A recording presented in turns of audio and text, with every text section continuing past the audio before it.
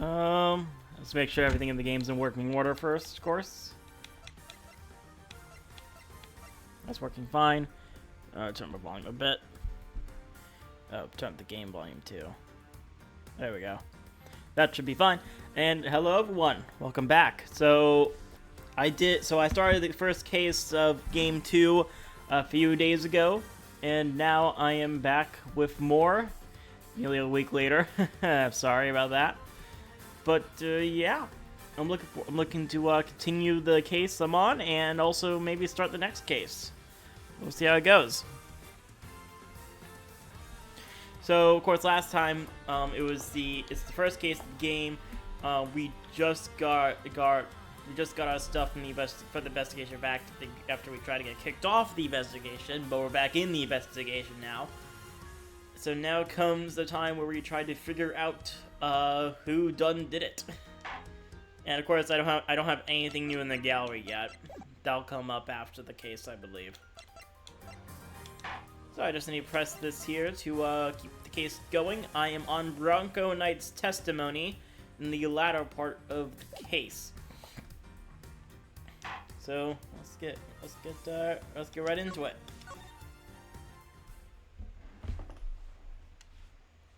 Alright, this is testimony. Night scan. Did I remember to turn off the starting soon this time? I did.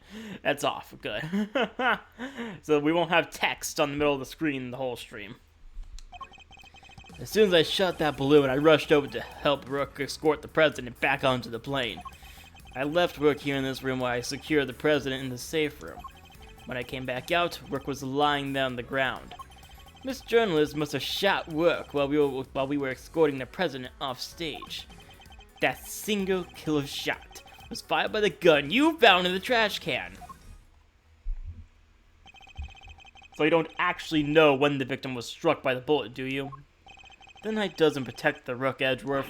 He protects the king. You wanna translate? He means that his only concern was protecting the president. Obviously, Jay.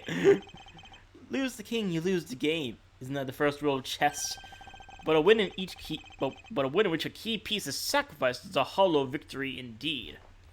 Also, apparently in this game, chess refers to blowing up your pieces. Doesn't matter. It's still a victory. I kept the president safe. I win. Well, it's a bit early to be calling a little match in any case. For this is where our battle really begins. Now for the rebuttal. I shot the balloon and rushed over to help Rick escort the president back onto the plane. Left Rick here in this room. I secured the president in the safe. Then how the hell would Nicole ever have the time to get onto the plane to shoot Rook in the first place? That makes no sense. So hang on.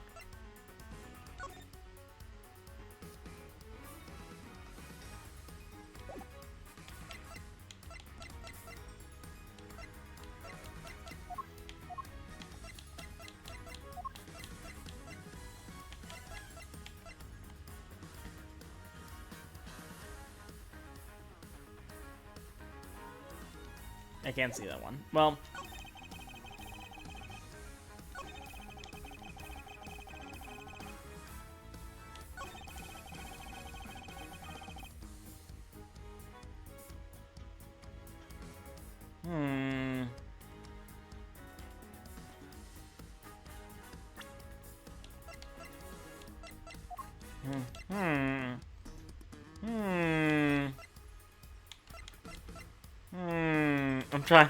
I'm thinking here.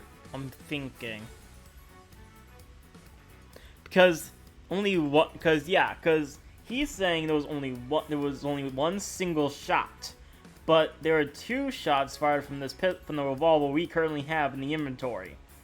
So how would that be it? It'd probably be it. Let's see. That's probably it. Objection! Yep. Objection! So you contend that it was you who shot the balloon, and Miss Lloyd who shot Mr. Rook. Are you sure about that? Sure, I'm sure. While what you proposed would indeed match up with the total number of shots heard, the gun from the trash can itself has only been fired twice. Oh! looks like he just misfired it and just scared himself. Now, why would the supposed number of shots heard from this gun differ from the number of spent rounds? It's simple, because it was planted by the real perpetrator of the crime. Somebody faked the evidence? Yes, if you think about it, the reason for doing so is obvious. To ensure that whoever found the gun would conclude that the shooter had been in the spectator area. And in order to do that, they had to make it seem as if both shots had come from this one weapon. I get it, so that's why it's got 2 spent rounds, huh? Precisely.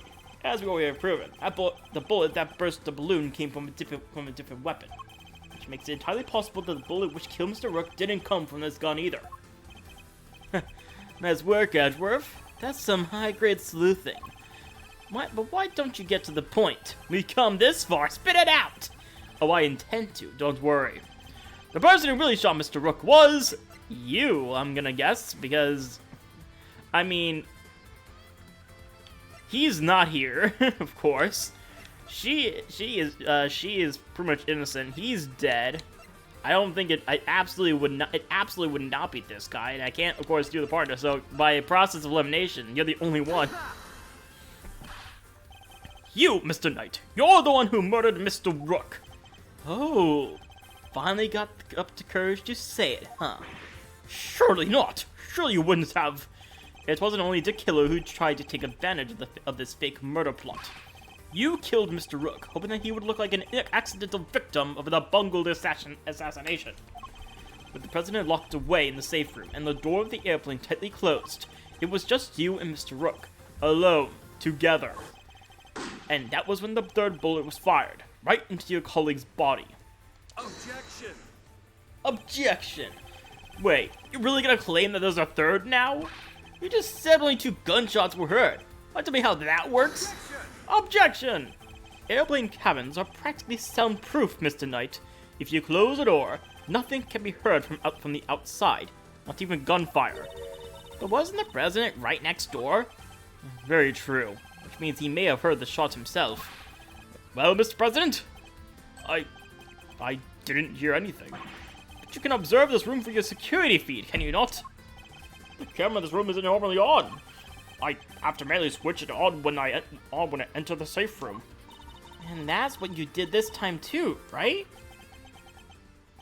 Well, no, apparently. What's gotten into him? Mr. President, this is vitally important. Please, President Wang? Fine, I was busy hiding under the bed, covering my ears. What? Even though you knew the whole thing was real? Yes, because I hate the sound of guns. Just a slight hint of an awful noise and, it's just too much. Kay does not know what to say about this.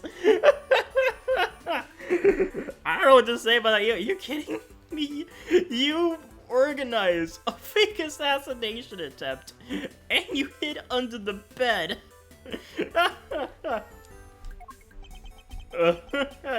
No one knows what to say about any of this. Lloyd gets how sad it is. Ooh, that there's sadder than a pot of overcooked crawfish. Mr. Knight, you saw that President Wang was cowering beneath the bed. So what? And what's more, you knew from the monitor bank that the security camera for this room hadn't been switched on, which means you knew that the circumstances were perfect. For you to fire the 3rd shot straight at Mr. Rook. Knight, how could you? Could you really have betrayed my trust so horribly? You think I killed the old half-wit? You don't trust me much, huh? This is the thanks I get for putting my life on the line for you day after day. I want to believe you, but I don't get it. I just don't get it. What is there to doubt here? What, you don't believe that the girl over there could have done it? No, because this gun isn't the murder weapon. We know this from the number of bullets fired. Yeah? Well, how do you know there wasn't a spent bullet from the start? What? Someone could have fired a bullet from that gun yesterday, or the day before. Then today, another bullet. The bullet that hit Rook. That's pure speculation, pal, and you know it! Maybe, but can you prove it's not true? Not of any certainty, no. Nothing about conclusive proof, so come on. A single piece of evidence straight from my heart. I dare you. Well, what are you waiting for? Ugh. There must be something, mustn't there, Mr. Edgeworth? If we can't prove it, Tabby's... Please, Ruffles? I messed up. I know I did. I should never have done what I did, not even for a scoop. But murder? Nah, that ain't me. I ain't a murderous bone in my body. Conclusive proof. If only I could prove that Knight's gun is the murder weapon. Wait. Perhaps I can. I just realized I forgot to do something real quick. Hang on.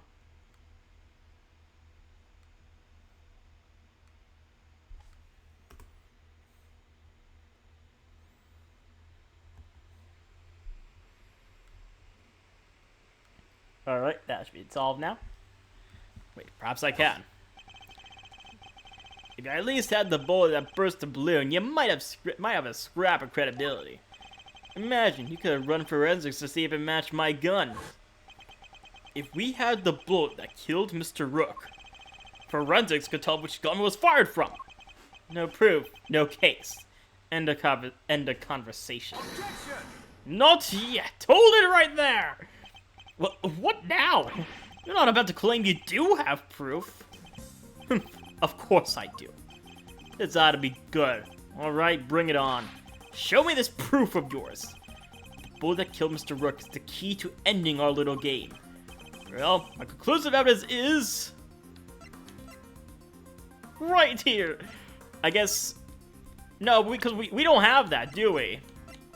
We don't have a bullet at all. It could be the bulletproof vest, but I don't think that's oh yeah, it could be the vest actually. Who knows though? I don't know. I won't lose much points. Let's see what happens if it say not in my. Let's see what happens if it say right here. You want proof? Well, here it looks like somebody. But yeah, no, that's not right. Well, to play that game, pay Edgeworth. I got something for you. A single penalty, straight for your heart. Blows up the health bar. Mr. Rook was killed in here, so where is the bullet? And what? And wasn't there something else that was off about this room? The bullet killed Mr. Rook is the key to ending our little game. Not in my possession. Not currently in my possession. Alright then, thanks for playing folks, but that's game over.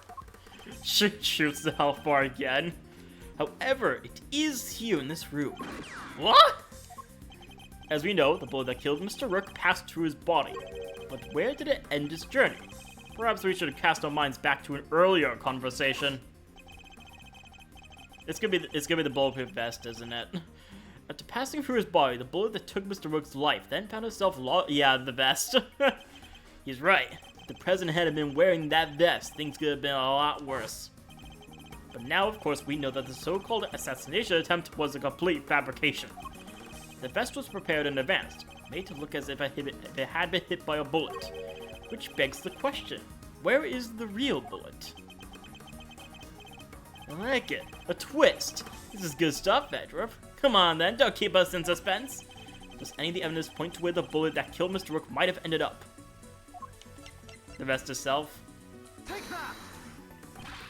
Well, what do you have to say about that? Ah, nope, not the vest itself. Whoops. I'm afraid you have to wait a little longer for that. Sure, I can wait. Shall we say tomorrow? Can't wait to see you pop that little guy out. Better get practicing, Mr. Magician. Ugh, this is where Mr. Rook was killed, I'm sure of it.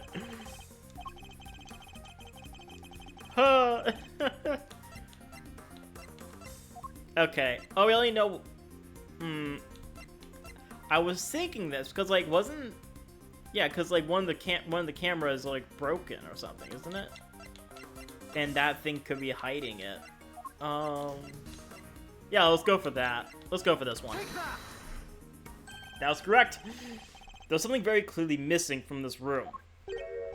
Yes, a prosecutor with some common sense. That's a burn right there. Take a look at the bank of security monitors. Oh, I see you caught on, Mr. President. Splendid. There are screens here showing views from all around this airplane, inside and out. The only external angle not covered is the right-hand side of the aircraft. And that's because one of the monitors is missing.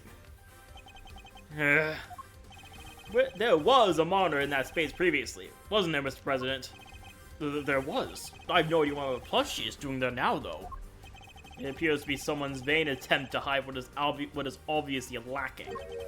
But where did it go, and why? The why is easy enough to answer, because it was struck by a bullet. If we were to believe that the bullet in this vest was the real deal, then anything that hinted at the existence of another bullet had to be removed. So, where did the missing monitor go? Where indeed? I believe that it must be hidden somewhere on this plane. After all, there wouldn't have been time to dispose of it outside the aircraft. Detective Gumshoe, conduct a search if you would. Right away, sir. Mr. President, extraterritoriality, remember? I have no objection to the search. Please, go ahead. It will help us discover the truth behind what happened to Rook. It will not stand in your way. What are you? I don't believe this. Rook this, Rook that. Don't you ever think about anybody else? The search isn't authorized, Detective. If you wouldn't mind. We now wait for Gumshoe with a fade to black. Okay, I always forget how many people end up in the room.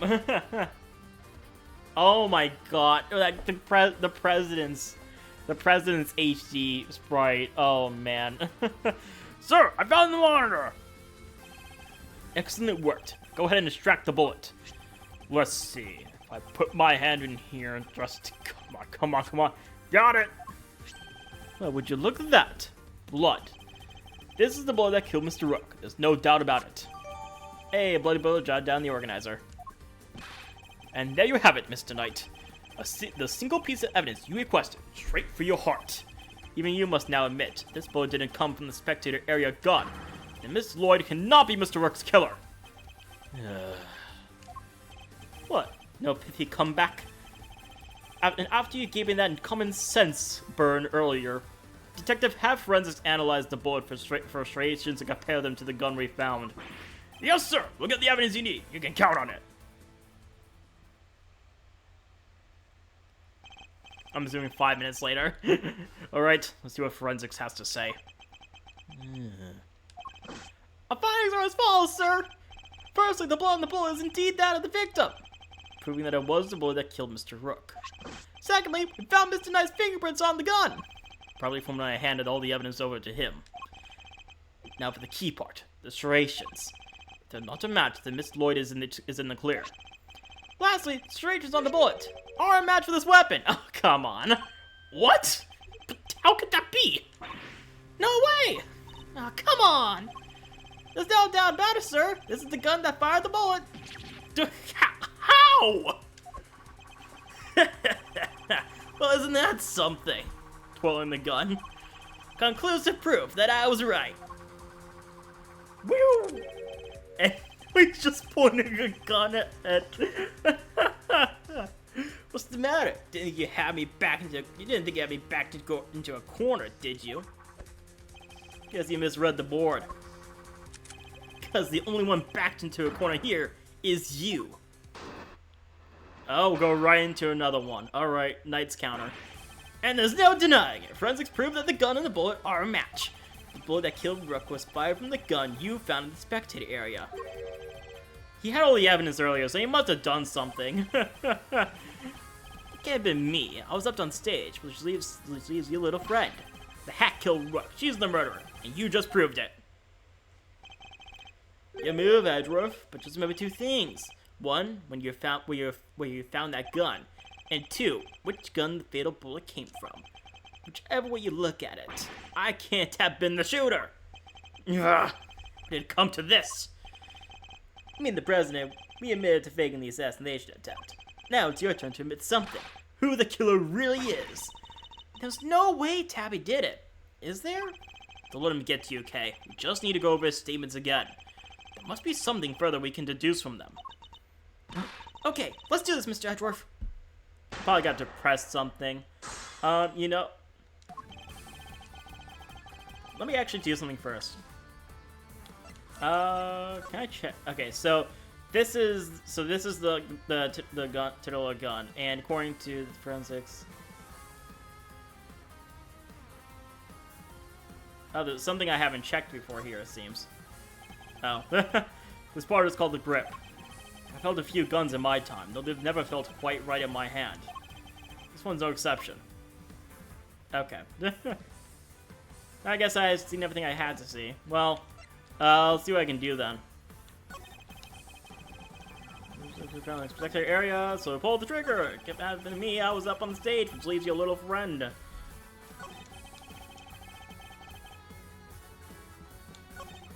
I'm gonna press these two just to be safe.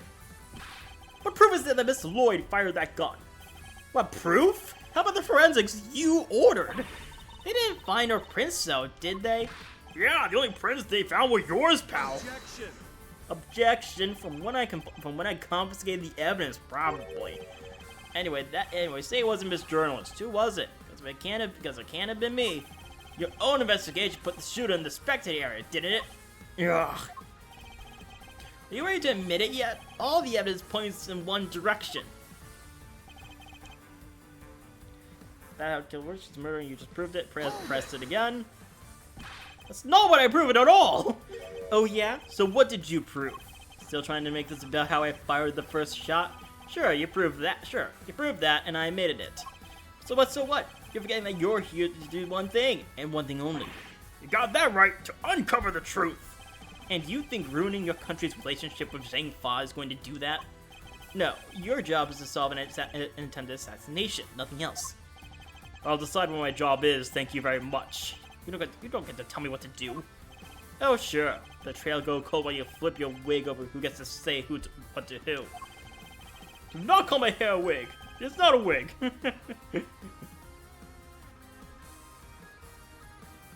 Or you could finally do the right thing and admit that your little friend is guilty. Never. You're the guilty one here. There's no doubt about it. The markings on the bowl are consistent with those left by the weapons in the trash can. But if Mr. Knight would have tampered with the gun somehow, he could have only done it once I handed over the evidence, not a moment before. Isn't there anything we could do, Mr. Edgeworth? There must be something. Our reasoning thus far has been sound, I'm sure of it. Which means we can overcome his defense this time as well. Really? Even with the forensic results on his side? If the testimony is untruthful, there's always a contradiction to be found. Let's listen to what he has to say for himself one more time.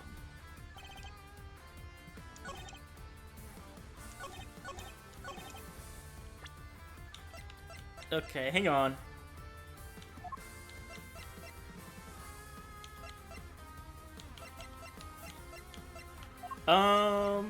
Am I absolutely sure there's nothing else I can check on here?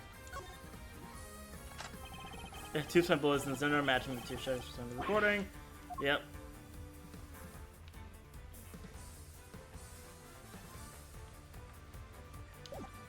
What if I try presenting the gun? Objection. Yeah, no, I didn't think so. I didn't think so. Skip. No. He's gonna shoot my health bar again. No. There's no contradiction after all. I need to stay calm and think everything over again.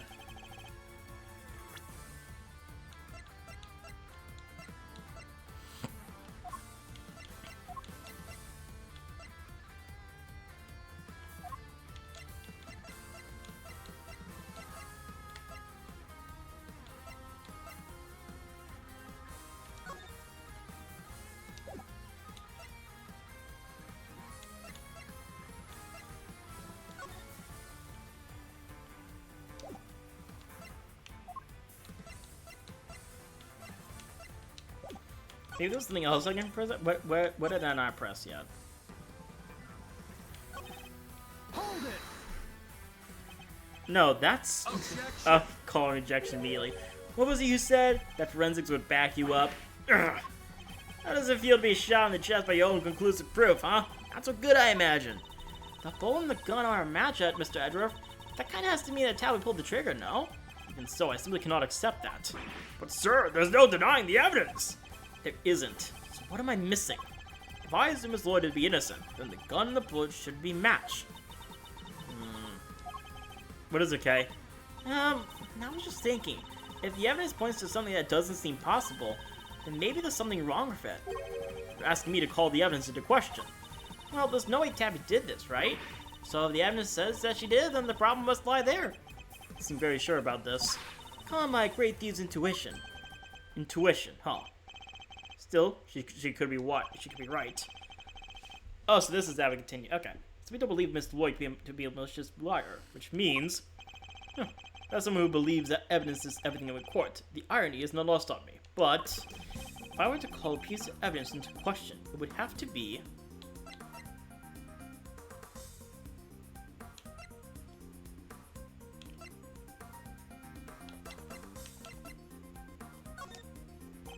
something untoward is going on here. Would have to involve the weapon, not the bullet. After all, we only just recovered the bullet a little while ago. Furthermore, we know that Mr. Knight had an opportunity to handle the gun. Now hand over the evidence you have gathered and remove yourself from this plane. And do as he says about you, Edgeworth. Ugh. This can't really be the end of the line, can it? Indeed, he had ample opportunity. There's no doubt this gun is the weapon that was used in the crime. Which means it must belong to... Take that! The gun belongs to Mr. Knight. He switched them around. That has to be it.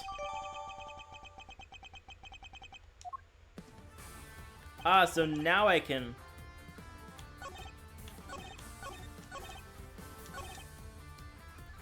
So now I can go ahead and present it. Let me see if there's actually anything else I can check now. No, okay. Objection! Really? That still doesn't? Okay. I would have thought that worked.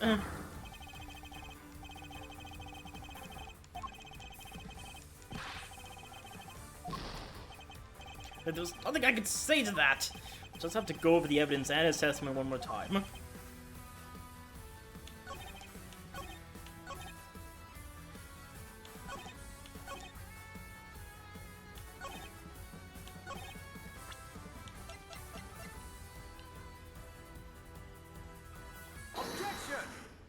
There it is. Admit it. You switched the guns, didn't you, Mr. Knight? That's why the markings matched the weapon in question. It was yours all along. Intriguing move there, Edgeworth. And you must have made the switch when I handed over the evidence. Well, I was busy trying to make the case for remaining on the investigation. You took the laser sight from the gun we found in the trash can and put it on your own. Then not long afterwards, you handed that gun back to me instead of the one we found. It did, huh? You got someone new you'd find, let alone run forensics on that bullet sometime in the future?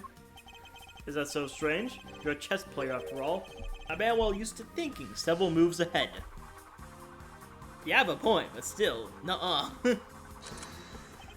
I'm flattered, but as much as it pains me to admit it, you're overestimating my abilities. Besides, do you even have any proof that I made the switch? Another test. Okay. The gun is the same model as mine. Weird, sure, but it's just a coincidence. And look, there's a laser sight attached. Also, take a look in the cylinder. 2 spent bullets, just what we expect to see. So what proof do you have that I switched the original gun out for mine, huh? None, that's what! You say I'm overestimating your abilities. You surprise me. What can I say? I'm a modest guy. More modest than you, that's for sure. Everywhere except the chessboard, that is. Well, I don't see a chessboard here, do you? Shame. Still, I guess that gives you a nice excuse. I didn't mess up. I just didn't have the right evidence. I don't think I'll be the one making excuses. Rather, I didn't mess up. They just got lucky with the evidence. Will be your excuse, I'd imagine.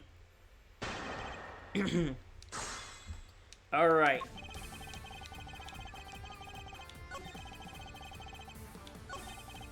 So look at the cylinder, 2 spent bullets, just what we expect to see. So what proof do you have that I switched the original gun out from mine? Hold it! Proof is... I didn't let me get awarded. Something you don't have. If you did, you'd have made your move by now. So we do so have proof, right, Mr. Edgeworth? We won't be given the chance to investigate any further. I'll have to work with what we gathered. Think, Miles, think. Consider all the possibilities. You got the goods. It's now or never. How are we supposed to prove he switched the guns? Unfortunately, we don't have any direct evidence of his wrongdoing. But that in itself is proof of a kind. Because otherwise, the striations wouldn't line up like they do, right, sir? Right. We must carefully consider and infer what we can from the evidence that he brings up in his testimony. The truth is in there somewhere.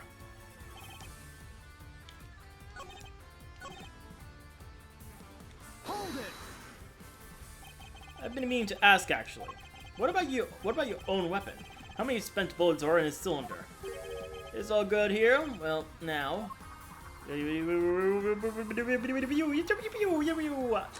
Yeah!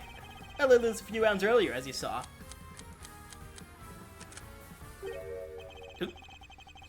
He reloads his gun every time he fires it. But even if I were to tell you how many there were at the time, you'd have no way of verifying that. Of course! In order to swap the guns properly, he'd have to maintain the right number of bullets per gun. He didn't have the chance to borrow any gloves, though, which means... Oh, I get it. His fingerprints should still be on the bullets.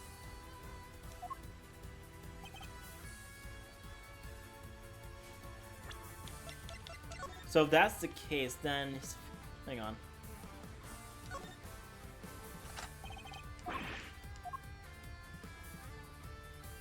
Oh, I can't investigate that, huh? Well, I'm sure I could present the gun again and... There we go. Yeah.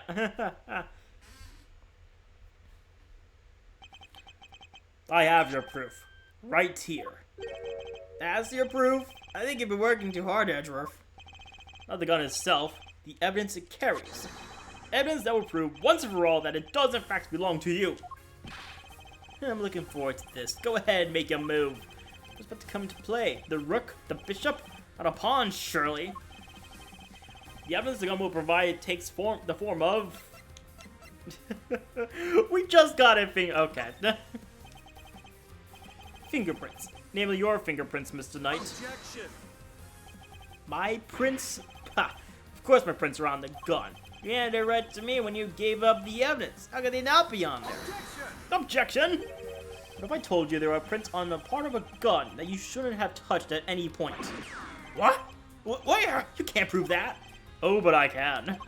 There was a place where your fingerprints could never have been left if things happened as you say. Allow me to present the final piece of evidence that will bring our game to its rightful conclusion. Okay, now I press the bullet. There, well, not the bullet, the chain. There we go. Here, look closely at the cylinder, detective. 2 bullets fired, but where are the prints we're looking for, sir? Obviously there. You did indeed switch the guns when I handed you the evidence. But if that were all you had done, your deception would have been easily detected. Because the number of bullets fired by each gun was different. There were 2 spent bullets in the gun we found. Yeah, but what about Mr. Knight's gun? We know that he fired 2 bullets from the stage into the balloon. And he fired another bullet into Mr. Rook, ending his life. So 3 bullets in total, plus the few odd ones he let loose in shock during a little game. And after each shot, he reloaded his gun out of habit. With his bare hands, of course. Ugh. Officer, where exactly were Mr. Knight's fingerprints found? The ones you mentioned in your report. Sir, they were found on the exterior of the weapon, but also on the bullets themselves. Eddie didn't mention that. Okay. I mean, to be fair, we didn't ask, so... I'm not sure they could have gone in there just for me handing you the evidence, Mr. Knight. That's... And there we have it. Proof that you did indeed switch the guns. This gun, the one which fired the bullet that killed Mr. Rook, is yours. And taking his life, you are the true assassin. I didn't. Checkmate. No!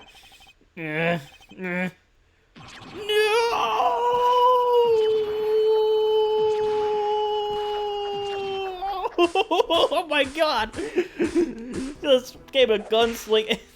Wow, got a lot of references there. Became the ultimate gunslinger there. It was I was going to be the new chief of security. That blasted Rook. If it hadn't been for him, I would have been in charge by now. I would have been in control of the whole team. My plan was perfect. The fake assassination was supposed to be flawless. And there it is. Ugh. Detective Gumshoe? Right away, sir. Arrest the man immediately. Curse you, Edgeworth! Our game isn't over yet. I'm afraid this is as far as we go for today. The next moves we play will be in the courtroom. But, it's not fair! It's not fair! Okay, and yep, he's going to Gumshoe. And now we're back outside the plane! However many hours later. Mr. Edgeworth, I owe you a debt of gratitude. You exposed a murderer in the ranks of my own personal guard. I will not soon forget that.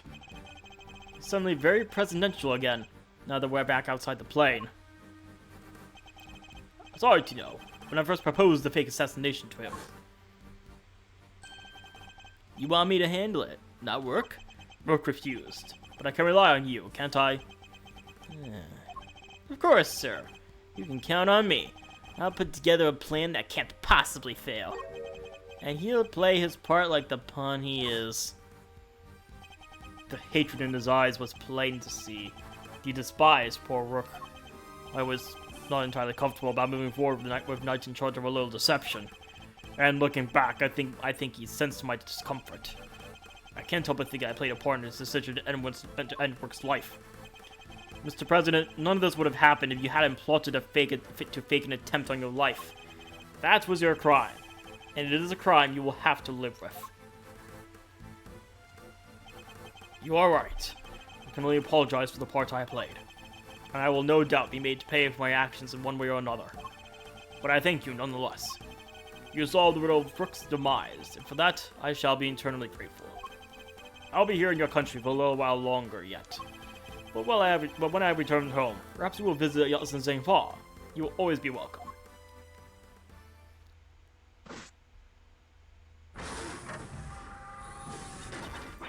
Oh, thank you! Y'all don't know how grateful I am. All's well that ends well. Miss Lloyd, the accusation of murder made against you was, of course, entirely groundless. But the fact remains that you were a willing participant in the stage assassination attempt. The police will no doubt wish to speak with you about the matter. You should be aware that you may well be punished for your actions. I know. I'm awful sorry about everything. Truly I am. I understand your desire for a scoop, but there are limits.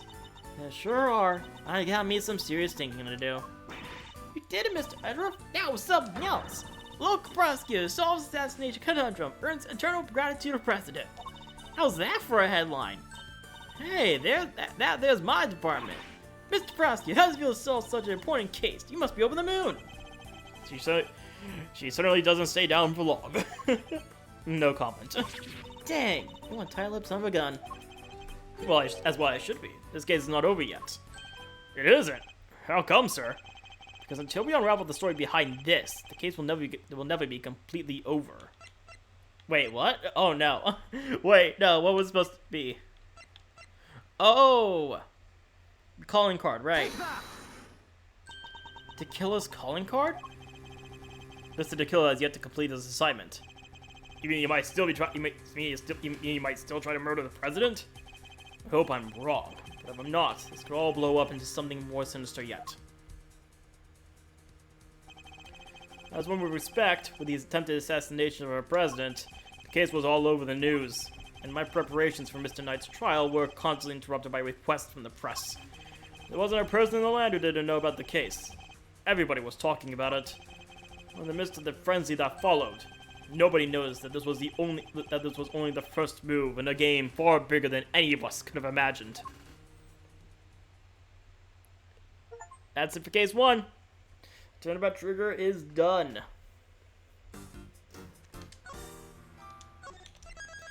Okay, I'm gonna save the game, and I'm gonna take a quick break, real quick. I'll be back in a few minutes. Let me just,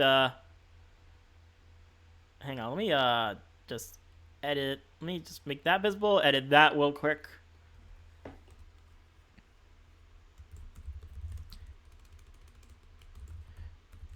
Short break, BRB. There, that should be good. And I will be right back.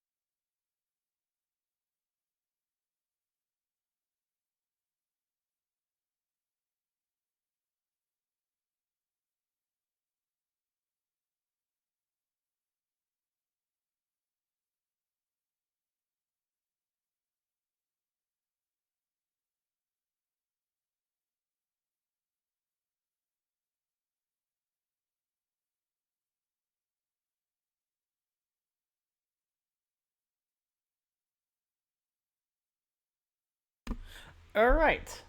So now we have case 2, the captive turnabout. Should be very interesting. See how this goes. Case 2 of 5. Oh, I just saved again. Moving on.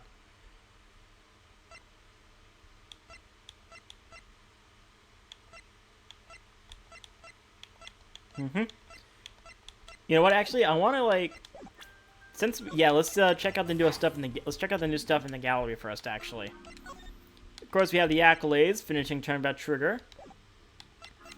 We have more stuff. The photo album, 17% complete. We got a lot of images to start off with. Edward the coat. Speaking out, little thing with the hand. That's cool. Yep, there's him arriving. K with a photo. Another K photo. Coat. Show you kill going for the throat. That guy is dead. That's him being hit. The old switcheroo to kill leaving. Why is that so late compared to the rest of these images? Compendium. And of course, oh wow, so these are all the main characters we have. That's interesting. Of course, so we have Diju Wang, the president. Of course, you have all his walking animations. Oh. He really doesn't have that many, huh? He has 15 animations like that.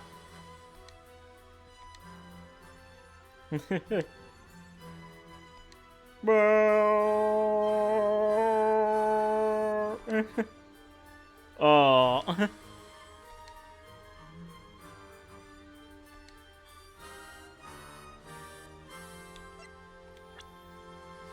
Okay, that's little HD chibi sprites walking around. The gunslinging.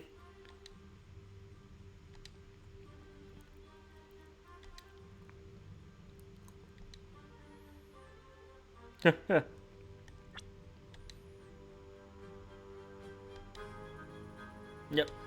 Yep, logo. Whoa! Yeah! Dropping all those. It's the breakdown.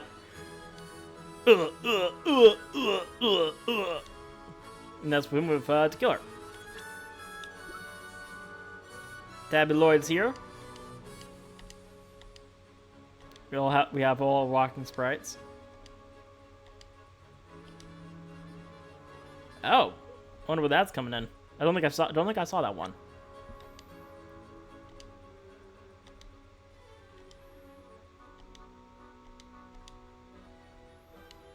Wait, oh, she's messing with the tape recorder. I didn't realize that.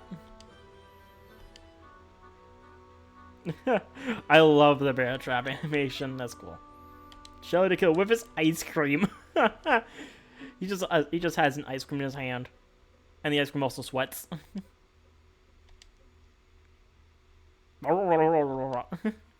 Wee. Lands calmly back in his hand. Of course, yeah, Winston Payne. Wah! He has no conversation sprites. Bodyguard, you got 10 different bodyguard stuff. What the hell? Ah! 20 officer. Okay. They have images of them walking, saluting, and different. Yeah, running. Those are just walking and running for them. Oh, looks like it's the same for forensics. Yep. Taking pictures on the ground. Yep, getting low. Okay. So that's all we got so far. Did I miss someone? Oh, right. Even though they don't have any, they just have to go over them to get the exclamation point away. Okay, let's start the next case.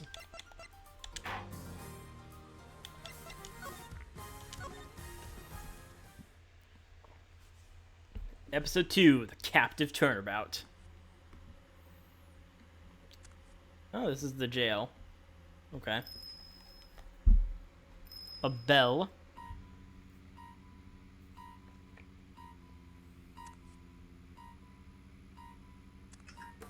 Oh.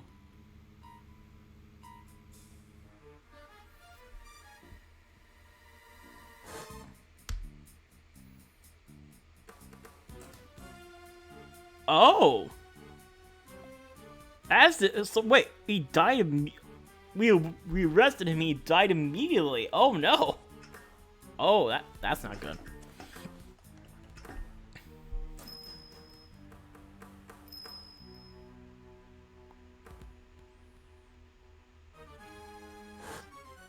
A dog. Oh.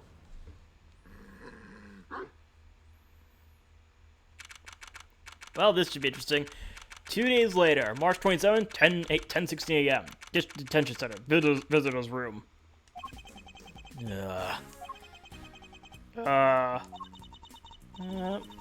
Still no sign of them, huh? Yeah. How long did it tend to keep us waiting? Now, Mr. Edruff. I'm sure the guard will bring him in any second now. The killing of Bastion Rook. It's been 2 days since the incident at the park. Today, we're paying a visit to the detention center. Where I am, of course, is to interview Bronco Knight, who's been charged with the murder. His trial is due to start tomorrow, and I'm to be the prosecutor behind the bench. What's taking so long? You there! What's going on? I don't know, sir. I'll go check.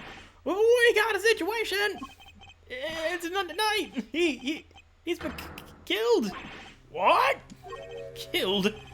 In the detention center? Come on, Mr. Edra. What are you waiting for? Right. Guard, take us to the scene of the crime at once. Yes, sir.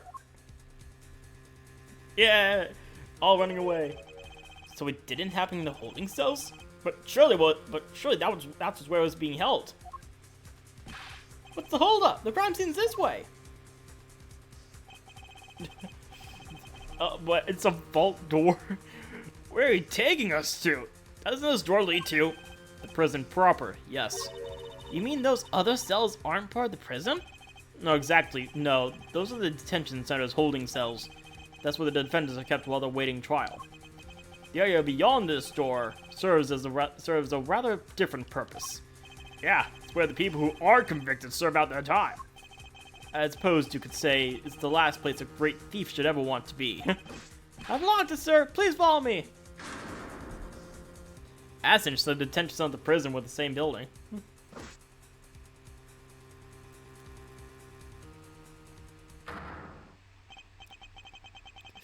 That's not alright, but he's dead. How could this have happened? And how did he wind up inside the prison proper? About 15 minutes later, here we are. Workshop. This is horrible. How did Mr. Knight get himself murdered? I can hardly believe it myself, but there can be no doubting the evidence of our own eyes. What's he doing here? I thought he was being held in the detention center, no? He was. Must have been. This trial hadn't even begun yet. The law states that until convicted, suspects are to be kept in cells separate from the main prison. Only those who have been found guilty are sent to the prison proper. There's no way Knight should have been in here. Maybe he wandered his way over?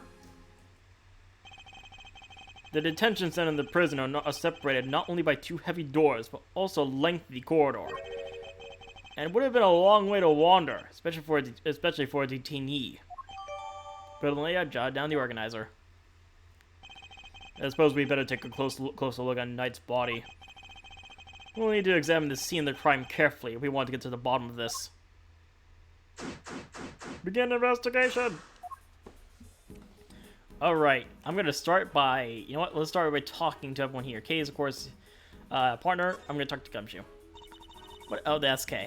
Not Gumshoe. I pressed the Y button. So this is what the inside of a prison looks like. Good to know. Good to know. Someone's highly motivated to learn today.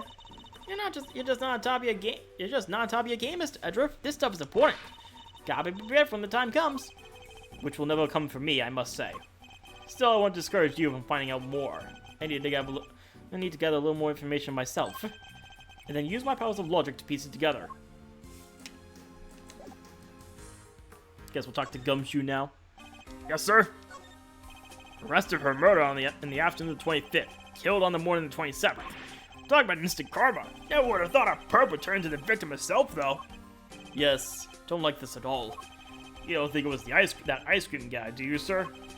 Now you had seen his face, right? Maybe you couldn't afford to let him live. Shelly to kill her, you mean? No, that's what he was doing. He would surely have left a calling card. And besides, Knight isn't the only one who knows what he looks like. We do too. Oh yeah, and I guess we're still alive, so... Still, this is a high security facility. I just don't understand how it was even possible. Guess it makes sense having the detention center and the prison in the same building. Means they can share the visitor's room. Indeed, it's an unusual design, but it's certainly convenient for anyone visiting. Yeah, but then why have two different areas in the first place? For the two different classes of detainees, of course. Those pre-trial and those post-trial. The two facilities may be housed in the same building in this case, but they're actually quite different. Well, all I know is that they're both cramped and dark, and don't let you leave what you want. Perhaps spending a night in each will help clarify the differences between them. No, I'm good, thanks. Talk to the guard. Anything out of the ordinary to report, officer? Yes, sir. There was this one thing. Go on. There's a body in the workshop, sir. He's right. That's definitely out of the ordinary. Something we already know. If anything else occurs to you, you know where to find me.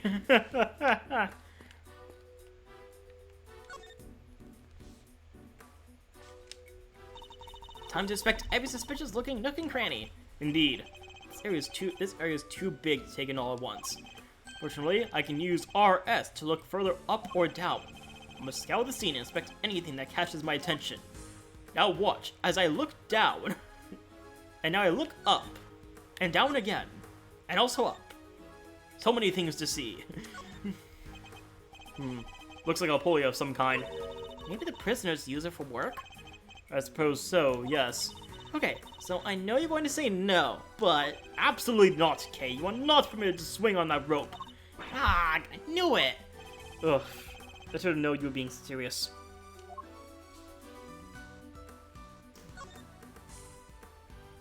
Speaking of rope, there was a rope near Knight's body, too.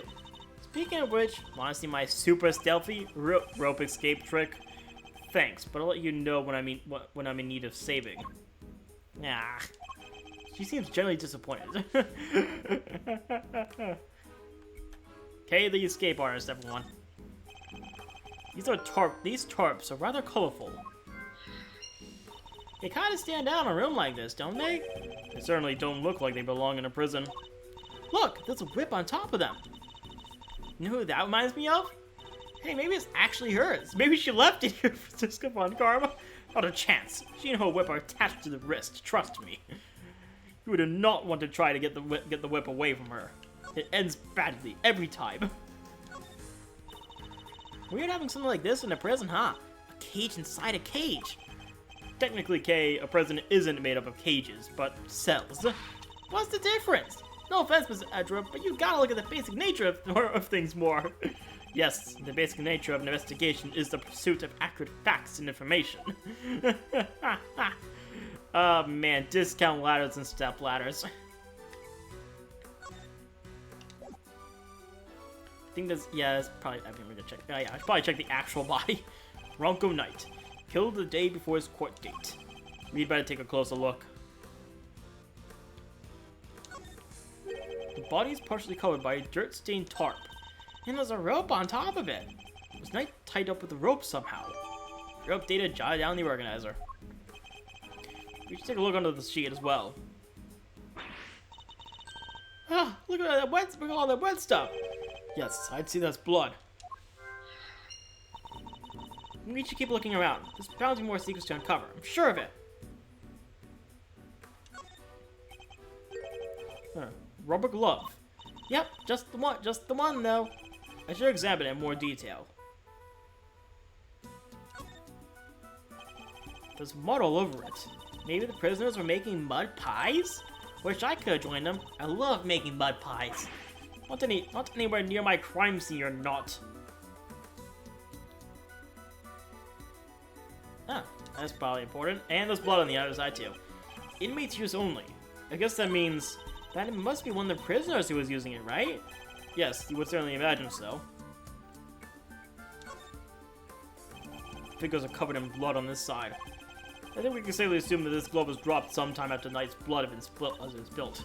We can? How come? Because had it been on the floor when the pool of blood was forming, then the blood would have flowed around it, but not underneath it. Oh, meaning there'd only be a band of blood around the edges of the fingers, and not over the backside. Assuming the glove was discarded after the blood had pooled around the body. Maybe a murderer ditched it after they did the deed. It's certainly a possibility. At the very least, whoever it was that dropped it must have seen the body. Oh, that's everything. You there! Yes, sir! Have you seen that glove before? Yes, sir! The prisoners wear them for work! It's strange, though. Prisoners issued with those gloves are under strict orders to keep them in the cells.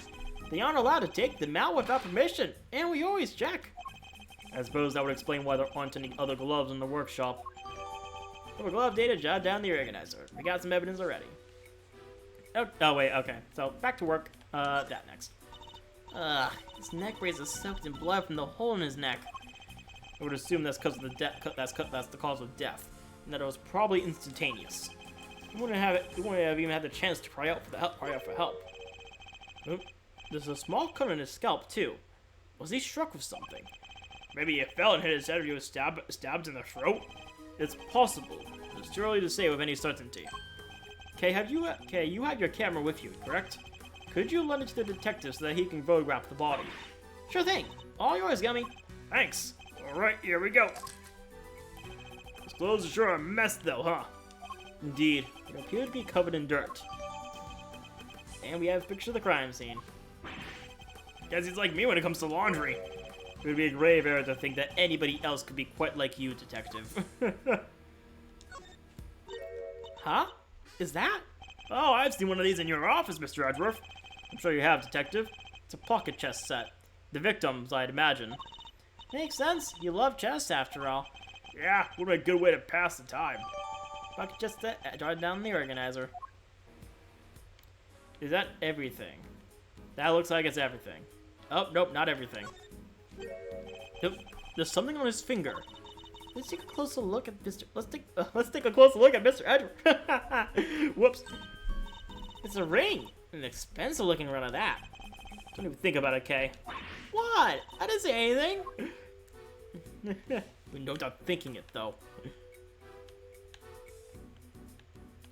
Looks like that's everything. Yeah. What's with all these weird equipment? I'm not sure, but I don't see anything particularly suspicious here. Smells weird though. Kinda musky. Like wet fur. Didn't know you had such a keen nose. Oh, it's something special really. Except when it comes to sniffing out treasure. Remind me to steal all my valuables away at airtight containers. No way, Mr. Edruff. I'd never steal any of your stuff. But you would happily steal someone else's? I'm not sure that's entirely reassuring. It's a sink. Doesn't seem to contain any useful clues. Nope, not worth for treasure either. You do know we're not actually looking for treasure, right?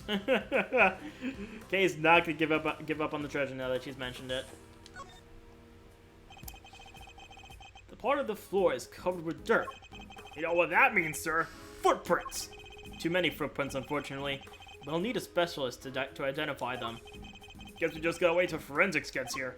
Yes, and in the meantime, if you could refrain from treading all over... Edward, your shoes are right on the dirt as well. Wouldn't want to slip up and get the old jacket dirty, huh? Good work, Mr. Edward. Thanks. My concern was for their footprints, not your jacket, detective. I shall also get my footprints off of it in the meantime. Okay, so now to do the obvious next step, and logic!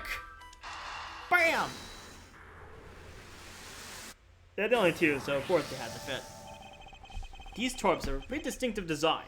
In fact, it's the same design as the bloody torp around Mr. Knight's body. Oh wait, wait, who said that? That wasn't Edgeworth. Oh, it's the same design as the bloody torp around Mr. Knight's body. Yes, you took the words right out of my mouth. That'll teach you to be so careless, Mr. Edgeworth. You need to keep your treasures close when there's a great thief around. I thought you were on sabbatical. Bloody torp data jot down the organizer. Looks like there's everything. Not a bad bit of evidence gathering. Ha! Sounds like a stop us. We're on a hunt together, right, Gummy? You betcha. We're unstoppable. A regular 3 musketeers. Let's not get carried away, detective. There's one thing we still haven't found. Oh, what do you mean, sir? What's missing from the crime scene? The murder weapon? I see no sign of a murder weapon anywhere. Right, I didn't even think of that. Come now, detective. These are basic investigative principles we're talking about here. Yeah, I guess. Sorry, sir. Don't worry, Gummy. It hadn't crossed my mind either. It's not much better, Kay. A fact that hardly puts my mind at ease, Kay. Items that could prove even potentially lethal are strictly controlled within a prison. After all, we wouldn't want the inmates getting their hands on them, would we? Which means acquiring a murder weapon would be hard enough, let alone leaving the scene with one. Oh yeah, nice thinking, Mr. Edgeworth. That's my chair. But what's the murder weapon, and where has it gone? The answer to these questions may be the keys to figuring out what happened here. Huh? Didn't know the guy had a whole entourage. Oh, is this guy? New character. Excuse me, moi, but this is the scene of the crime, right? Gorp. Wait a second. Are you? No way. Those piercing eyes, that furrowed brow.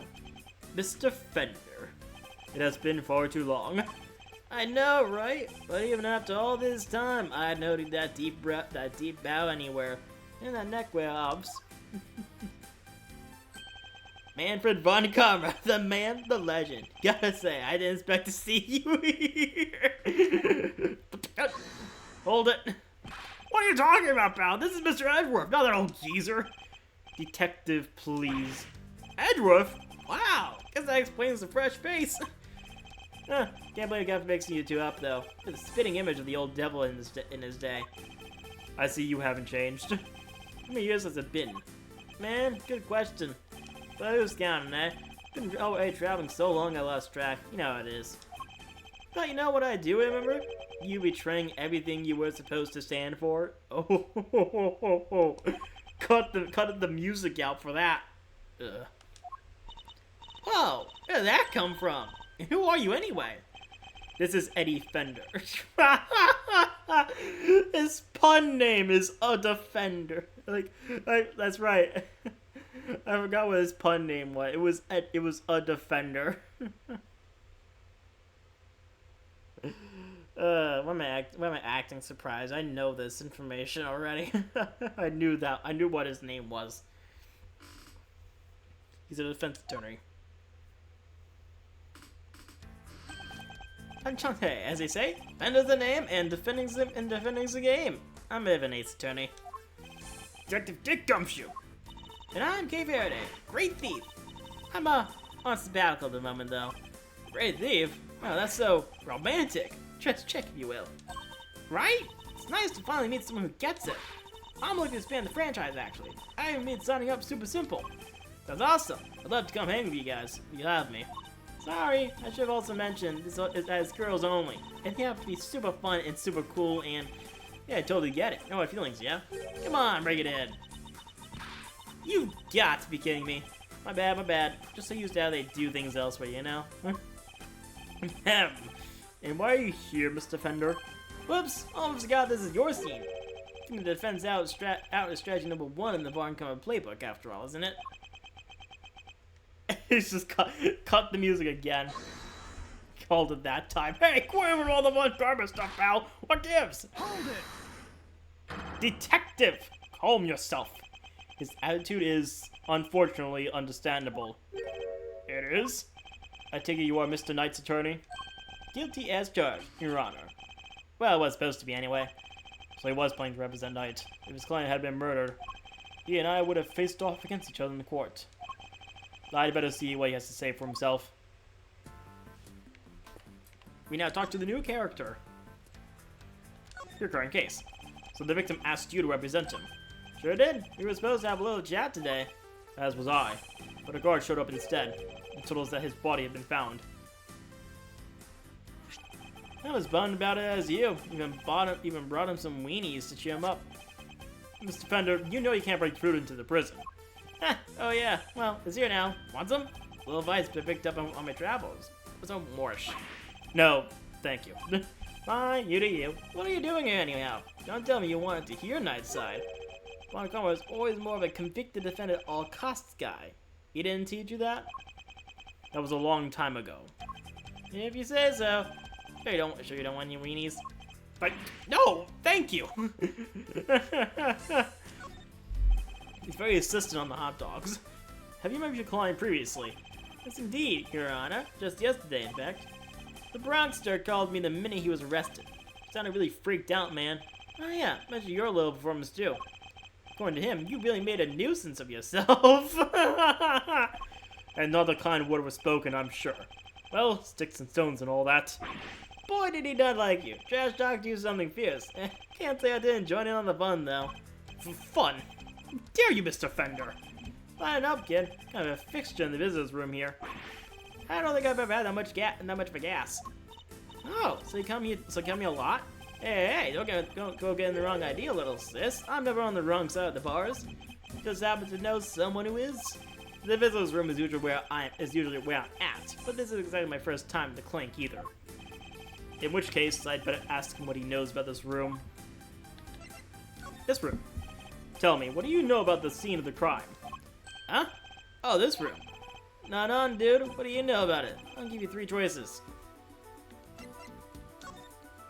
It is a recreation room.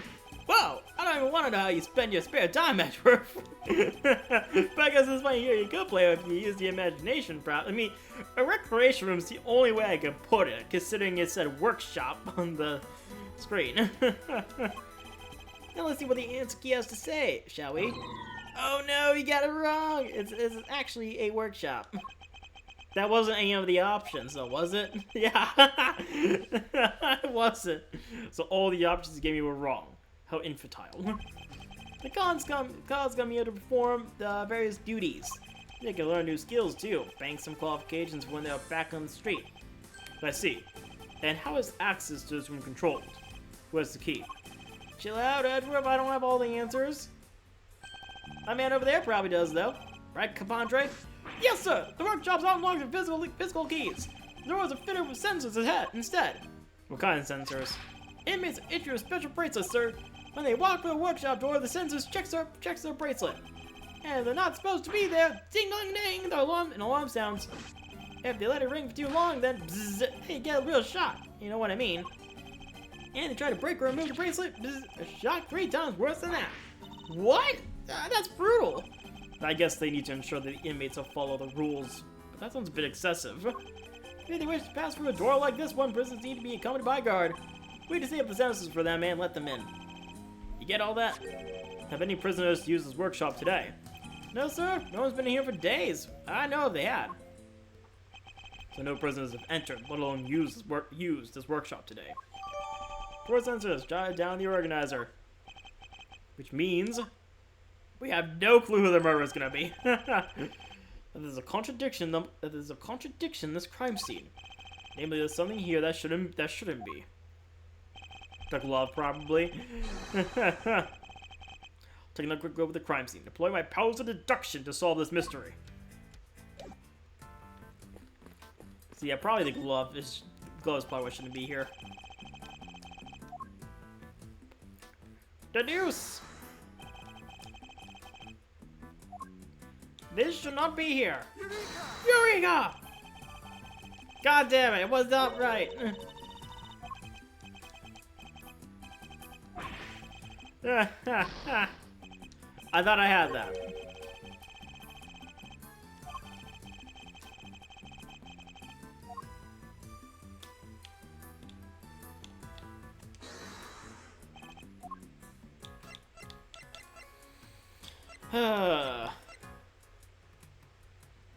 Oh, but it would be the door, wouldn't it? Because we just learned about the doors, of course. My bad. That should have been obvious, actually. Prisoners aren't able to come and go from this workshop as they please. The door sensor would detect the bracelets, and the alarm would sound. What's more, according to the guard, no prisoners were authorized to be in this room at all today. And yet, here we have a rubber glove, of the kind issued to inmates. This is a clear contradiction. So where did the glove come from, sir? Don't know, detective. Not yet, anyway. All I know for now is that the glove is a valuable piece of evidence. Investigation complete. Yay! You, form the prisoners and guards. Who else has access to this room? No one, sir. This is a prison, after all. Prisoners and guards are pretty much all there is. Call the whole... Yep. Mr. Defender. Come on, don't play us like that, friend. We both know that's not true. As well as I do, the prisoners and guards aren't the only ones who could come in here. Huh? Oh, do you mean... But, sir, they're... Mr. Fender, would you care to get to the point? Who exactly are you talking about? What? You don't have a pair of papers in that hard head of yours? Didn't see them on the way in? Wandering about in the corridors, chilling with the buds. I bet if you mosey on out of that door right now, you trip over one of them before you take even a step. Listen, pal, we've had just about enough of your baloney. Take a chill pill, big guy. I'm on your side. You know, for such a wide fella, you have a very narrow mind. What did you... Hold it! Detective! Sorry, sir. Look, just follow me, okay? Seeing is believing. Isn't that what they say? Hey, I got saluted by a guard. That's cool. 6 p.m. Corridor. There's no ordinary slammer. Here, the humans share their space with some special friends. Oh, it's a bunch of ant. That's cool. That's cute. Animals? Yep, bird and feathered fellows of all shapes and sizes. Guard filled me in on how it came about. Seems they decided to try a little experiment in animal therapy a few years back. The cons are a sight you critter each, a bite to help keep their spirits up. Really? Wow, that sounds like so much fun! Plus, inmates can even earn pet cats qualifications if they go through some job training for the animals. Oh, that must be what all the equipment in the workshop is for. You got it. Room set up specially for that training stuff. So, when you said somebody else could have been seen the crime. Exactamundo, big guy. I was talking about these guys. That just means you're still talking baloney. What would an animal do with a rubber glove? Good question. All I'm saying is that was possible. The rest of Mr. Prosecutor's problem. Mr. Edwards, you want me to arrest this piece of baloney? Just say the word. Let me get this straight. Are you saying these animals can wander freely around the prison? You know those sensors on the doors? They detect prisoners' bracelets and sound the alarm when somebody goes walkabout. Well, for our furry friends, it's the other way around. They're fitted with microchips that open doors right up. They are? Uh-huh. They're planted just under the skin around the shoulders. Big needle, jab, and voila. What? Doesn't hurt? Nope, they don't feel a thing. That's what they tell me anyway. Now where was I? Ah, right. So the point is, they're not bad. They're not the baddies here. So there's no reason to punish them. It's ironic, really. Here in this institution where the humans are caged, the animals are free to roam to their heart's content. That is a bit ironic. They're not completely free though. They can't leave the prison proper, for one thing. No sense on that big mother of a door out, you see. The vault door, to be precise. Ah! Oop. What's that tinkling sound? Sir?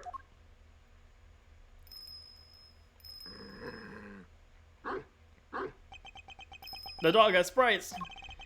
Just look at that thing. And is that a bell around his neck? That explains the sound, I suppose. Mr. Edward, were you seriously trying to stare it down? I refuse to lose to a dog. Bro's having a staring contest for a dog. Not for nothing, sir, but your dog handling skills could use some work. Even to a pro, I know how to treat them right. Come on now, I'm the gummy.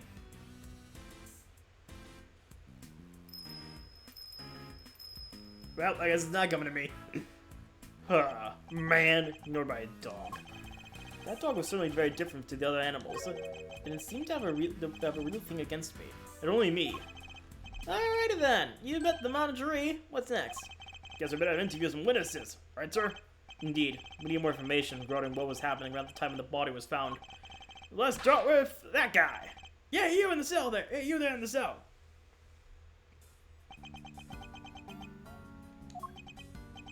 Yeah, ignored again. Hello? We were wondering if you might be able to tell us anything about this morning's incident.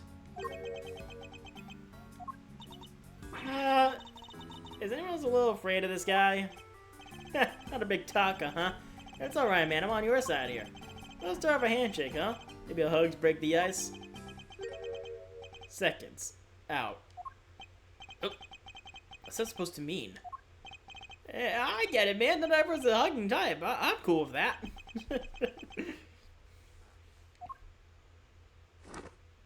Oh. Oh, he's a bear. Round 1, 10 reps each. What is this man up to? I'd rather see what he has to say for himself. Your name? From the blue corner, it's Rocco. It's Rocco D259 Carcereto. Rocco Carceret. Is his like incarcerated? I think it sounds like incarcerated. Don't mind if I keep moving to your boss. Fighter can't let this heart drop. See, doesn't look like there's any danger of that. Don't you worry. You'll lose too much weight doing all that. Gotta make weight before a fight, boss. Won't even make it to the ring if you don't. So wait, I get it. You gotta be a boxer, right? Was back in the day, but it's good to say fine and fit. At least that's how I see it. So is this bear part of your training too? It's kind of like an apron. It's so cute. Ain't nothing cute about Teddy. He's my partner, see? This here polar bear keeps me on my toes. He seems to loosen up a little. Now's my chance. He seems to loosen up a little. Now's my chance. Where were you and Teddy at the time of the incident? Come on, boss. I ain't no stoolie. I don't know nothing, no how. I'll be the judge of that. Please answer the question.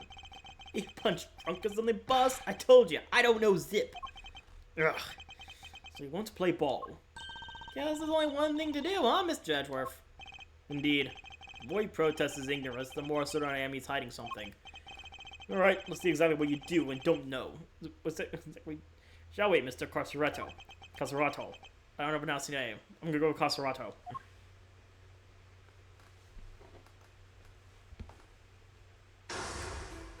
Time for more mind chefs. Now, let's analyze the state of play. He adopts a boxing stance when he's on a high alert. My guess is that things won't go well if I push too hard at such moments. When my opponent is on the offensive, I should remain calm and bide my time. He's bound to reveal an opening eventually, which is when I'll pounce. First, let's see if our friend here knows anything about the incident. I'll start by asking about his movements, and bring this fight to an end before he knows what hit him. Mine just commence! Tell me about your day so far. Why don't you start by telling what you've done today? Well, answer me, Mr. Carteretto. What? You want to shoot the champ? Is that it? Put him up, pal. Bide my time. Don't want to tell already. It's gotta be a record.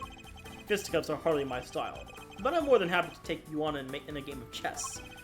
Incidentally, you don't get tired ducking and diving like that all the time? You think I don't know, but I don't got the stamina, kid? Oh, just you try me. Oh, believe me, I will. I ain't tired. Not today, not ever. Especially not today. It's real easy this morning.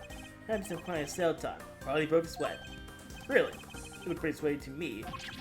Give me a break, will ya? Done talking, okay? Tired, yeah? Real tired.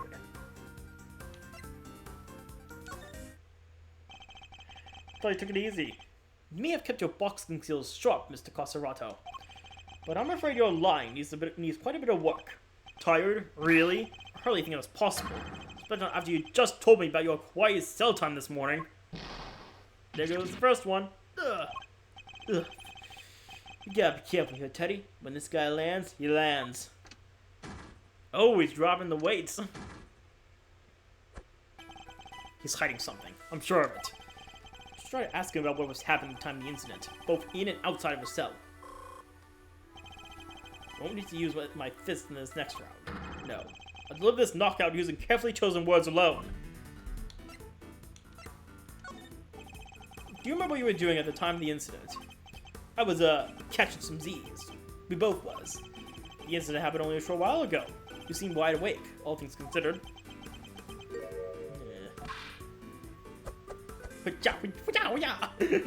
Find my time. Well, answer me! But he's gotta be able to get up quick when he's down. But he needs beauty sleep too. Builds muscle. Is that so? And I apologize for waking you. I've read that rest is an important part of any boxer's training regime. You don't say. So, Mr. Prosecutor, savvy when it comes to the fight game, huh? Who knew? How do you know my profession? Oh shoot! Ah, dang it! I don't know I'm a prosecutor. I don't remember telling you. I mean, eavesdrop. Oh wait, never mind. I was right. Okay. Which means you want to sleep, and not you were lying again. Right. So it only paused the music when we were breaking our piece. Got it. You're good, kid. Come clean with that one. All right, I admit it. I wasn't catching those Z's. But what? Guy can't work out his cell no more without lawyers getting involved. Or is a man taking care of himself a crime now? The fact that we now know he was awakened is an important development. It could well prove to be a useful clue. Did you notice anything strange around the time of the incident? What do you mean strange? Don't play dumb! Hey, get a ring, you're not gonna fight. Wrong one. Kenzo adopted boxing. I thought he was okay. Well, I thought he was good. Okay, no, my bad. We'll keep it going.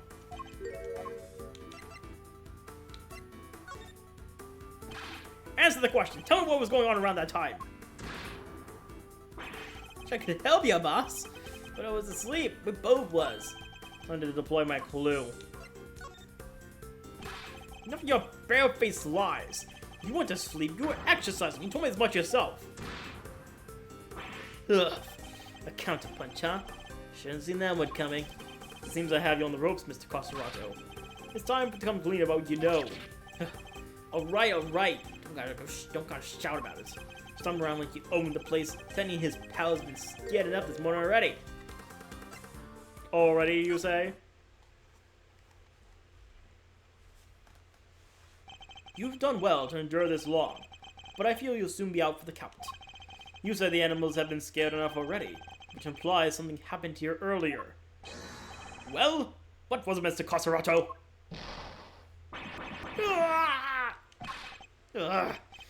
Quit it, will ya? I'm getting shellacked here.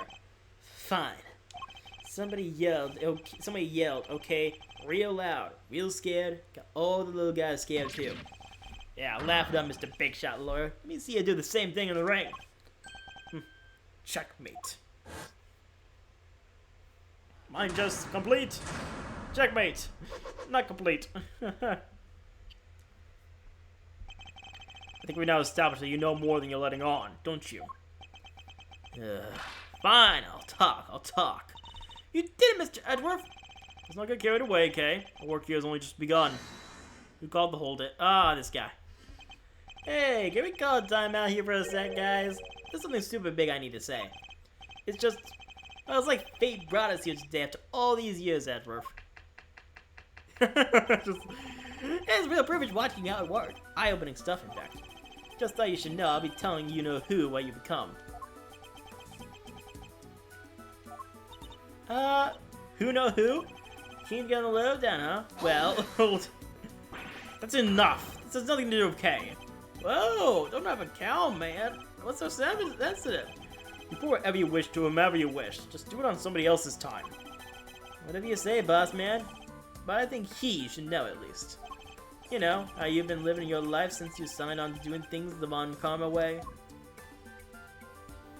Playing that game, huh? After all, you've disappointed him enough one lifetime already, am I right? What's he talking about, Mr. Edward? Nothing that need concern you, Kay. Focus should be on Mr. Custer. He's implying about his father. Now shall we continue? Let me hear the truth at last. Yeah, it won't land a glove on me, kid.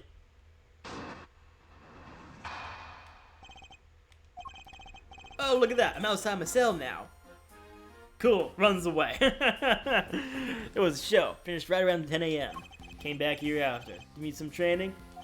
Least away as I tried to. Then I got to the count of 2 if somebody screams, "What the? Ah!" Guy was hollering and howling, crying for help. What could I do? I'm locked up in here, right? So I tunes it out and I get back to work. I find it curious that you would pay so little heed to a desperate cry for help. Like I say, boss, what can I do? Besides, this joint. Don't nobody think nobody's getting involved in what ain't none of their concern. I hear you, brother. Best you could do is rub a neck from in there anyway, am I right? You mentioned training, Mr. Carserato. I can't help but notice how well equipped your cell is. There's a guy, the fixer they call him. What's a fixer? A fellow who can get his hands on just about anything you need, for a price. No way! Think you can find me up? Perhaps, Mr. Carserato, what you ask us for is a beginner's guide to giving better testimony. Because I can promise you that you'll be down for the count in 1. You put me down? Try it, you bum. And what am I? Chopped liver?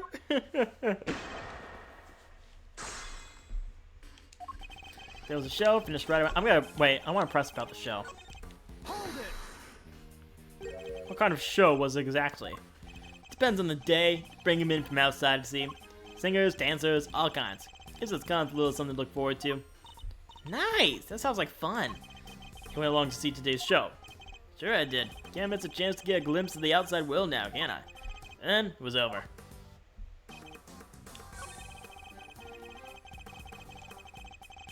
What the? Ah!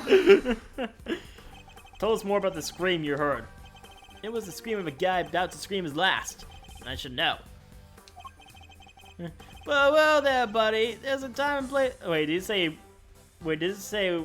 And I should know, or yeah, I should know. You know, so it was clearly audible. Guy backed into the corner, fighting for his life. You ever hear something like that, boss? Well, I have, and yeah, it was clearly audible. Guy was hollering, howling, crying for help. What can I do? I'm locked up in here, right? So I tunes it out. I'm gonna get back to work.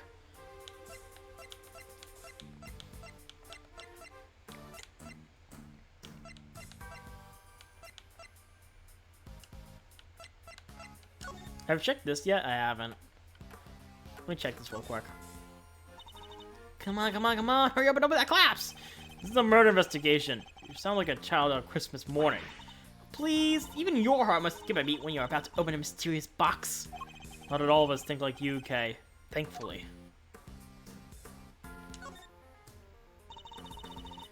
These are chess pieces, right? I've seen the ones you have in your office.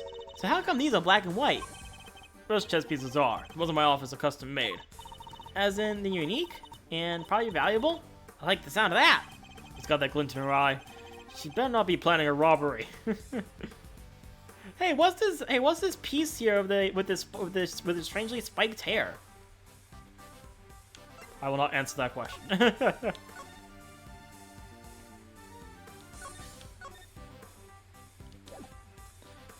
Alright, Hold it. you were able to concentrate on your training even after hearing all that screaming. Look, if I was on the outside, maybe things would have been different. Maybe I had seen what I could do. This ain't the outside. I can't go no place even if I want to. And you didn't think to slip out from your cell to go sneak a peek? I don't think anybody else would have thought doing that except you, Kay. If only this wasn't a prison, Mr. Knight might have lived. I somehow doubt it. Frankly speaking, there was no saving him. What? But if somebody could have just gone at him in time. Mr. Coserato is clearly lying. What I don't understand is why. This is what I'm going to cover about pointing out the contradiction in his testimony.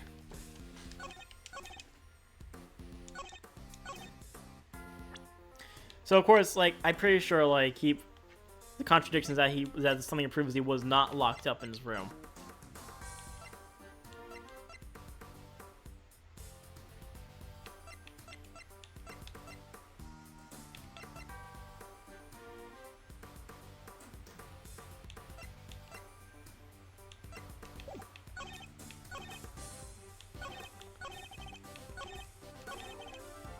Wait a second.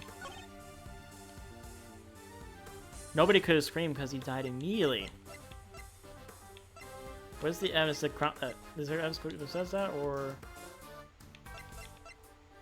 Objection. Yep, there we go. Are you listening carefully, Mr. Coserato? Huh? Trying to be cute or something? The victim died from a wound to the throat, and very quickly at that. And he had neither the time nor the ability to scream as you claim he did. Ugh! You say you heard the victim's cries, and yet that would have been impossible. But there must have been a scream. He said there was. He said there was. Yeah. Good looking so smug, will ya? Fine, I admit it. I didn't hear nothing, alright? But the guy in the next cell did. Told me so. The next cell? You mean... Wait, did I just see a parrot? Huh? What do you want? I heard the scream. What of it? We came back from the show and they put us in our cells, and was always. Then just like I told this guy, I heard it. Scream. Real scary one. Scary how exactly? Didn't tell him this part, I guess, but it was kind of like, eek! Someone, anyone, come quickly! He's... something like that. Well, guess it's safe to say that probably wasn't the victim. Indeed, it sounds more likely to have been the person who found his body. Ah, that explains it. So Mr. Coserato was telling the truth. More or less. Is that really the case, though? Are there really no problems now? Are there really no problems now with his testimony? I mean, you heard the sound. I think that solves the testimony pretty well. Let's see what happens. Coserato's testimony doesn't appear to have any further issues. Yeah, that was wrong. They went me this. Coserato's neighbor heard the scream, and now Coserato himself didn't hear it too.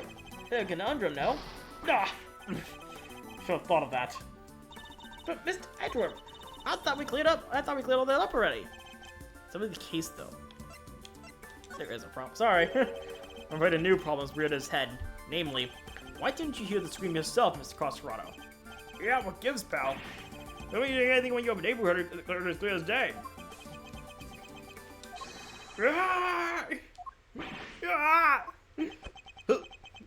Just punch Gumshoe. What do you think, I did the crime or something, huh?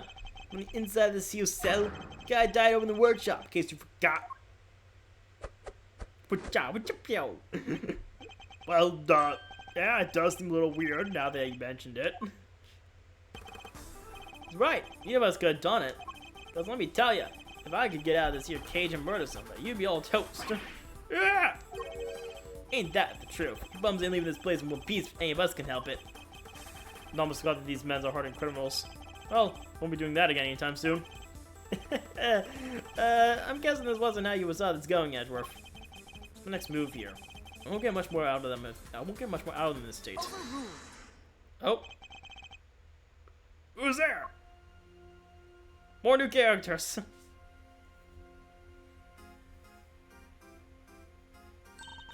Order in the court, huh? Your dad made you the boss of me, huh? Can't you see we're kind of busy here? Hush now. Silence is golden. It is? Your hand, if you please. By the power vested in me, I hereby sentence you to blissful silence. Praise be, a simple life awaits you. No money, no possessions. May the goddess of justice watch over you, now and always.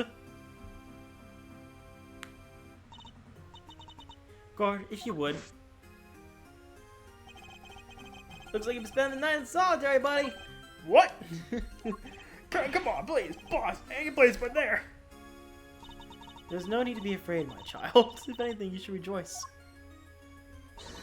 This is a blessing, a chance to redeem yourself, to be reborn. No! Who's this person with the organs? Oh, goddess of justice, bless your child and keep him in your care.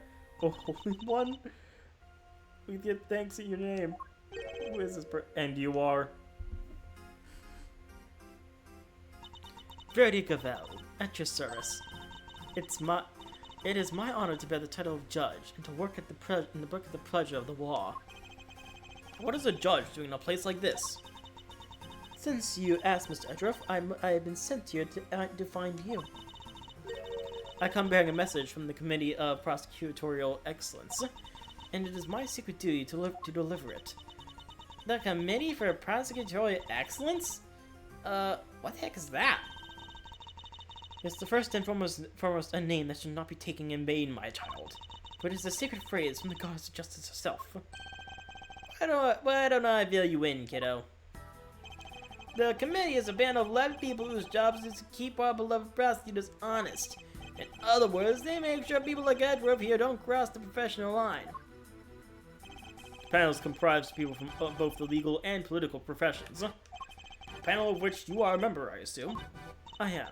Allow me to thank you on the committee's behalf for your service. Thanks for coming to see us like this. Speaking for myself, it's a real honor to meet you. It's always great to hang with the judicial compadre. Come on, bring it in and chillax. We're all friends here. No, I will not be hugging you. You know, I remind you that the committee has a long-standing relationship with the Bar Association. I didn't mean anything by it. I was just trying to lighten the mood, okay? So, your job is to find bad prosecutors and punish them? Precisely, my child. Praised to be the goddess of justice for bestowing her gift of insight onto you. The committee has the power to remove problematic prosecutors from cases. And should a prosecutor truly unworthy of the title be brought to our attention, we are vested with the power to confiscate that prosecutor's badge. And what is the committee for prosecutory... Whatever you said, Mr. Edgeworth. We're in the middle of an investigation here. Objection! Oh.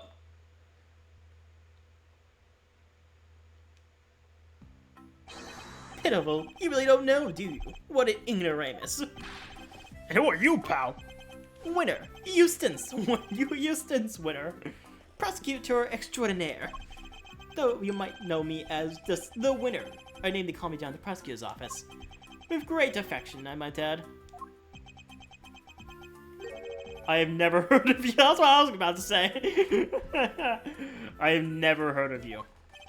How about Detective Flatfoot over there? Nope. Name means nothing to me. Well, this to be expected of an ignoramus, I suppose. Ignorance is sweet, as they say, so I'm sure most things mean sweet nothings to you. Ignorance is bliss. Winner. And I don't think sweet nothings means what you think it means. It's entirely natural you aren't yet acquainted. Houston's only joined us just last month. So he's nothing but a rookie! And not just any rookie, I'm the winning rookie. How old is this guy? We don't have his profile yet. Which he will prove himself to be in due time. Now, Let's cut to the chase. I'm here to clean up your mess, Edward. What do you mean? What mess? I fear I know exactly what he means.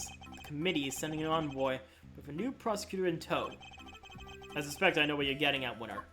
But I'm going to need a few more details. Would you mind explaining, Judge Gambit? Very well. By the power vested in me by the gods of justice, I hereby declare that in the matter of the incident of the presidential address and the murder of Mr. Bronco Knight, the committee hereby decrees that Prosecutor Edward be relieved of his duties and replaced by Prosecutor Winner. Here ends the verdict. Where did that come from? What? Mr. Edwards off the case? Just like that? Gambit, I believe I asked for an explanation.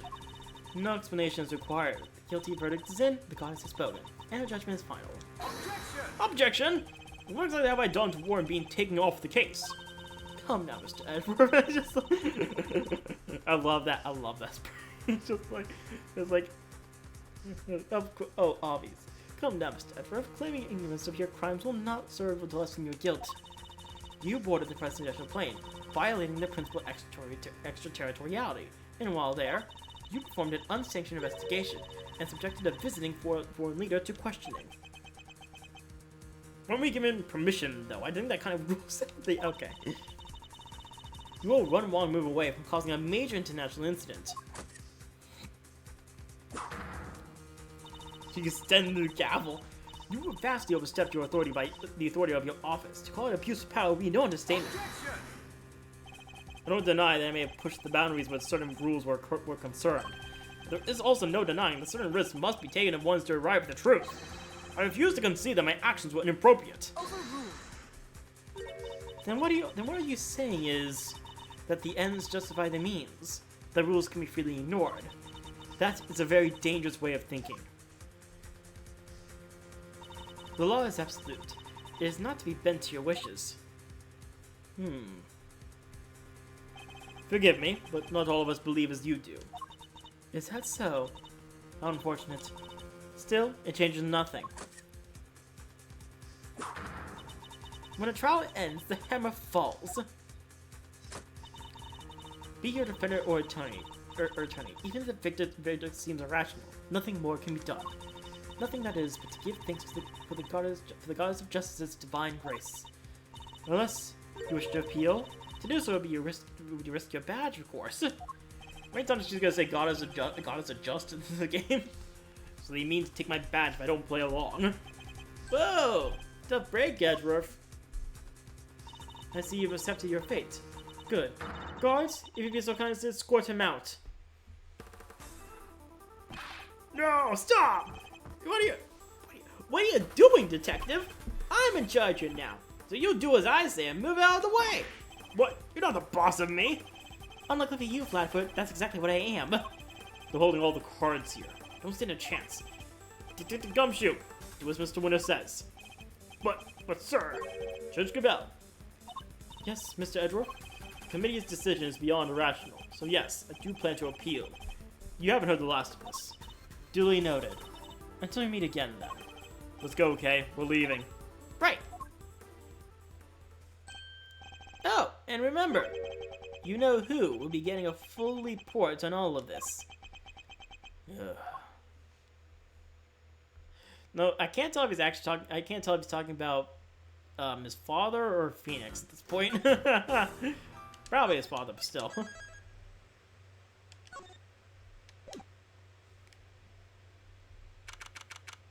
Oh, back at the office. Oh, it's the next day now.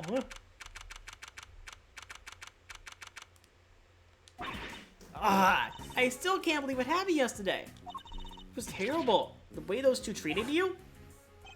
Now let's cut to the chase. I'm here to clean up your mess, Edward. The committee hereby decrees that Prosecutor Edward be relieved of his duties and replaced by Prosecutor Winner. Here ends the verdict. Judge Gambit and Mr. Winner certainly didn't mince their words, but that's not what concerns me right now. I'm more worried about the committee, about the committee's reasons for doing what they did, and what they might do next. I suspect it won't be good. To Mr. Edgeworth, are you listening to me? Yes, of course. So this is it? You're giving up on the Bronco Knight case? No, but I have no intention of doing any such thing. To walk away from the case would be to tactically accept the committee's decision. Only problem is that I don't have the authority to continue investigating. Oh, being called. Hang on. Yeah, now his profile's you. He's 17!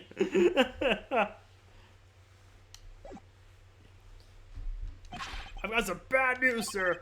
Word down the precinct is they just arrested somebody for Knight's murder. What? Do you know who it is? No, but I heard they're being held in a detention center. Maybe we could go talk to whoever it is. Good idea. Let's get down there, Mr. Edgeworth. Even without the authority to investigate, surely I can still pay a suspect an innocent visit. Alright, run away. Me too. I'll see you there, sir. But won't you be missed, Detective? Nah, everyone's busy in the prison going over the crime scene anyway. Good. Then we'll see you shortly. Yes, sir. Come on, Kay. Let's go. You got it.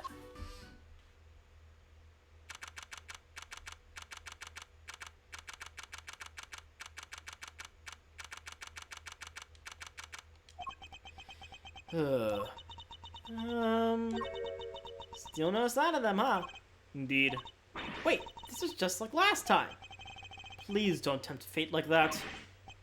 Oh, no, I can't. I just can't. Sure you can. I told you. Just a pair of visitors.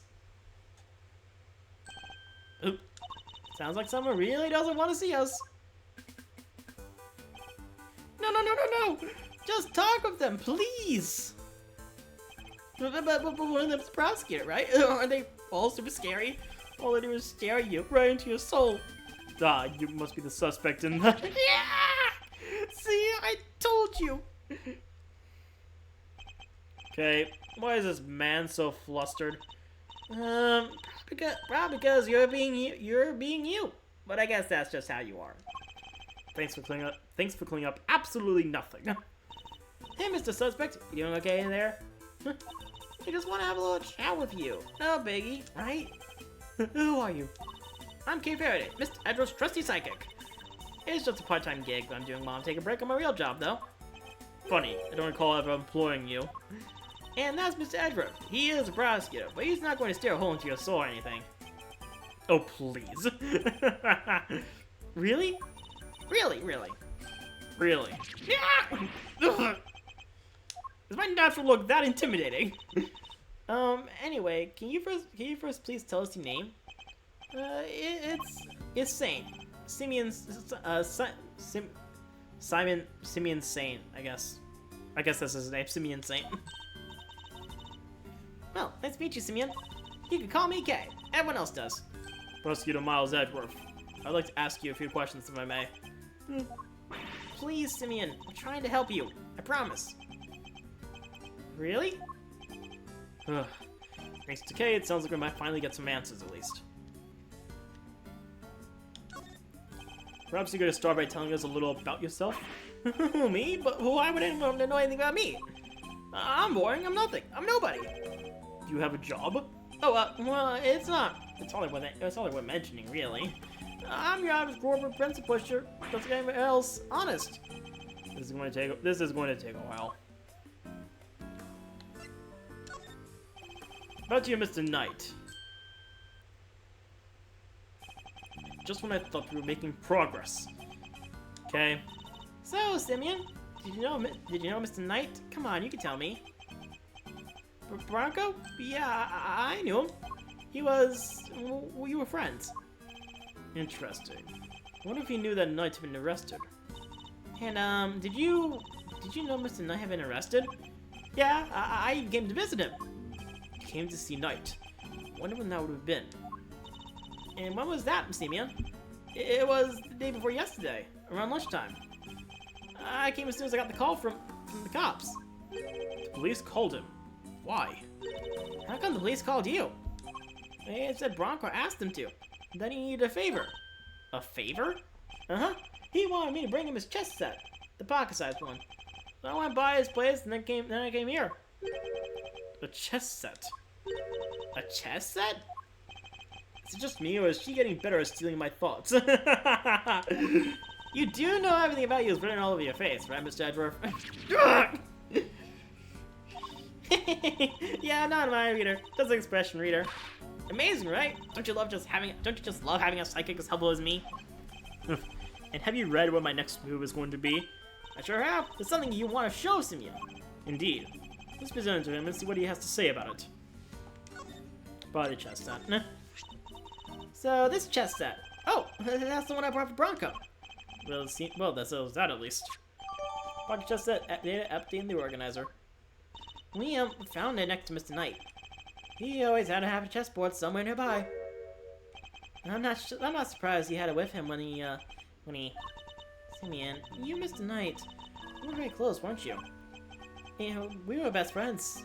At least I thought we were. But I guess I was wrong about that. What do you mean? If I knew him so well, why was it such a shock to me to find out he had killed someone? It's not easy discovering that someone you're close to has committed a terrible crime.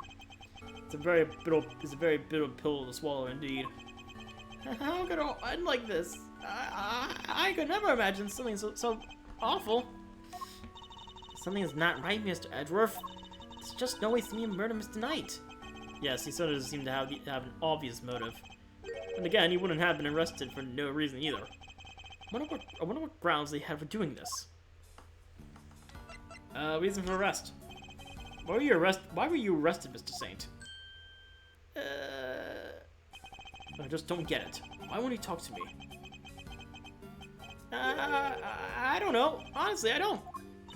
Wow, he answered you, Mr. Edgeworth. Guess he's not scared of you anymore. Thank goodness for small miracles. The cops burst into my house this morning out of nowhere. And before I knew it, I was here. These policemen. Was there a prosecutor with them? Yes, some kid named the Winner or something. The Rookie. I thought as much. So did they interrogate you yet? What? I'm gonna be interrogated by the cops? Well, yeah. I mean, you've been arrested. You're a suspect now. No. What did the detective shout at me and threaten me? Oh, always these hulking guys, right? Who get in your face and force you to. Detective Jacobs, you're reporting for You couldn't have had worse timing, Detective. See, I told you. Please don't hurt me. Please don't crush me with those huge arms. What? Oh my god. No, please, I'm calling the cops. I am a cop, buddy. What's up with this guy, Mr. Edgeworth? No, nothing, Detective. You're just being you. I guess it's just how you are. I don't get it, sir. Look, Mr. Edgeworth, Simeon is clearly innocent. So there's gotta be something we could do for him, isn't there? Mr. Saint? Yes? You were Mr. Knight's friend, and 2 days ago you came to visit him. You had nothing at all to do with his murder. It's my understanding, correct? Yes, I didn't kill anybody. Very well, and I will choose to believe you, and I will do all that I can to assist you. Huh? But why would you help nobody like me? Let's just say that I may not be doing it solely for your sake. I have something of a personal interest in this case. That's right, it's payback time. Real Solis 2's investigation reigns supreme. Oh yeah, now we're cooking. Unfortunately, I still lack the authority to conduct said investigation. As such, my resources are rather limited, and I'll need to lean heavily on the ones I do have at hand. Which means you, Mr. Saint, your information will be invaluable going forward. In other words, let's see if we can't help one another out, shall we? Oh, I just thought of something. Why don't you just borrow an attorney's badge? Then you can represent our pal here. Now's not the time for jokes, Gummy. I mean, Mr. Edwards is a prosecutor. He couldn't defend anyone if his life depended on it. Well, he has before. But I wasn't kidding. I just thought, helping suspects, that's what a defense attorney does, you know? Sure, but we can do that too. The only thing that matters is that we find the real culprit in the end. So come on, let's get to work. Yes, ma'am. And they left me behind. I'm sure you know already, but just to be clear, if our investigation ultimately proves you to be the culprit, we'll have no choice but to treat you like any other suspect. But you need to worry. I believe you. Or at least, I've decided to try. For now. Just hold tight and try to believe in us in return, if nothing else. It might help you feel a little less alone. Now, if you'll excuse me, I had to catch up with my ditchers.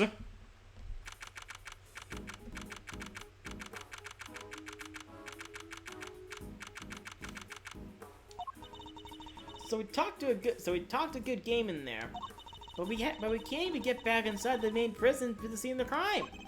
Maybe defending the guy in court is our best bet after all. Gummy can't defend for his life, remember? Well, who is Fender, isn't it? Well, who do we have here?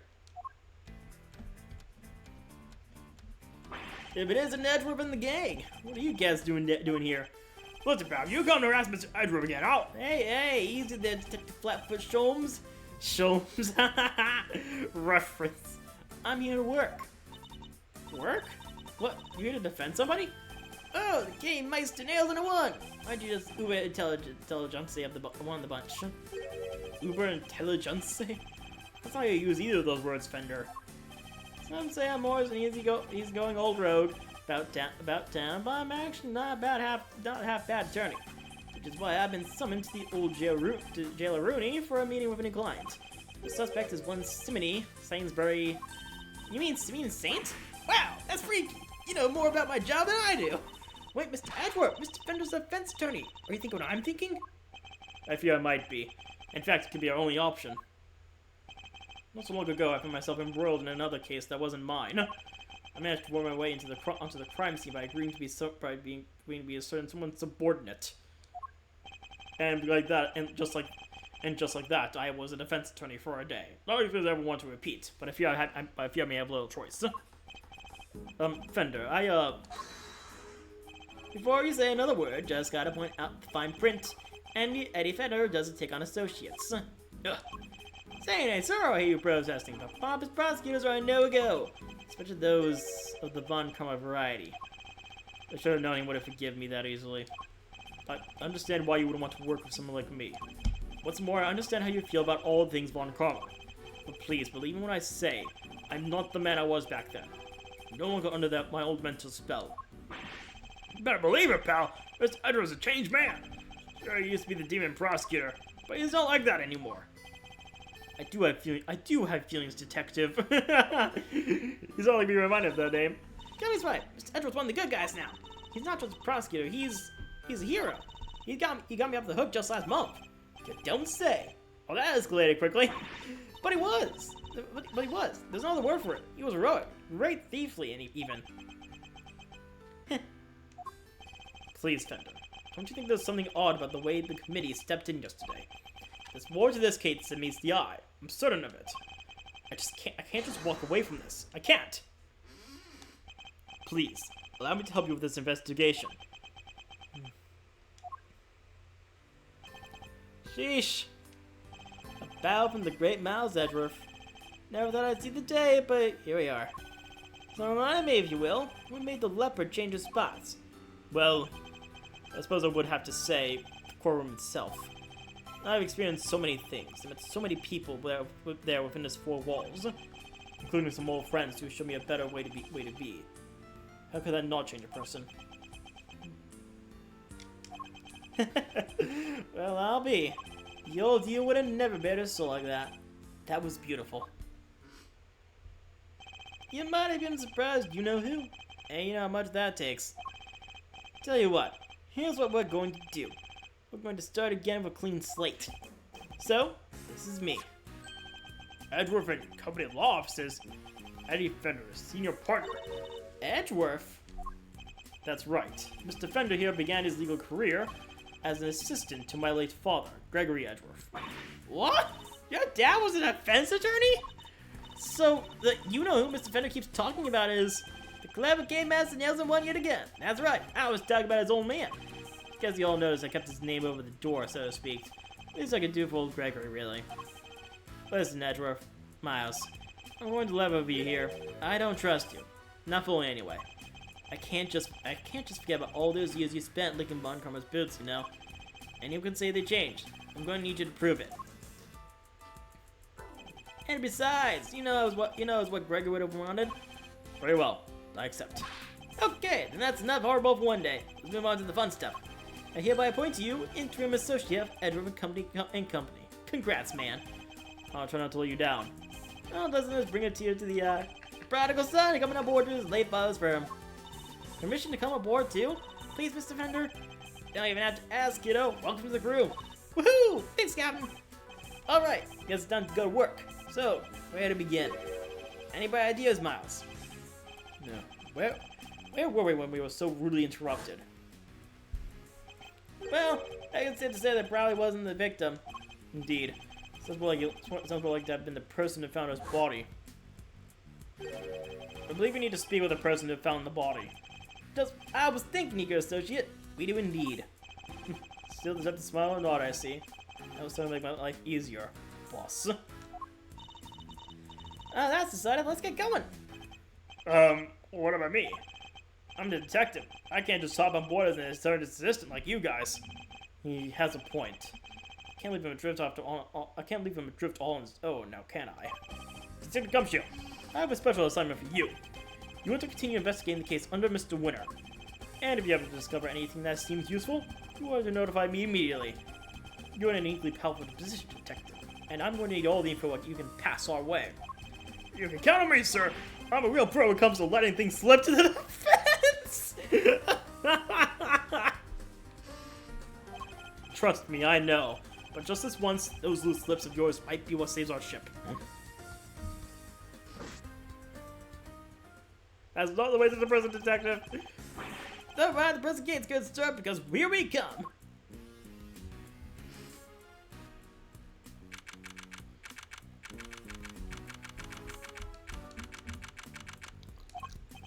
So, any ideas how we tracked down whoever found the Bronx's body, Miles? I think our best bet would be to simply ask around. Oh, don't you dare. Another new character. Who is this? Excuse me, but oh my, just look at you. Are you talking to me? Just fabulously chip-telling, fabulously. Facial hair is so very enchant, don't you think? Enchanté, mademoiselle. I'm much obliged. Professor Eddie Fender at your service. Let's get these off the right foot, shall we? A little embracer, perhaps. Oh, I like the sound of that.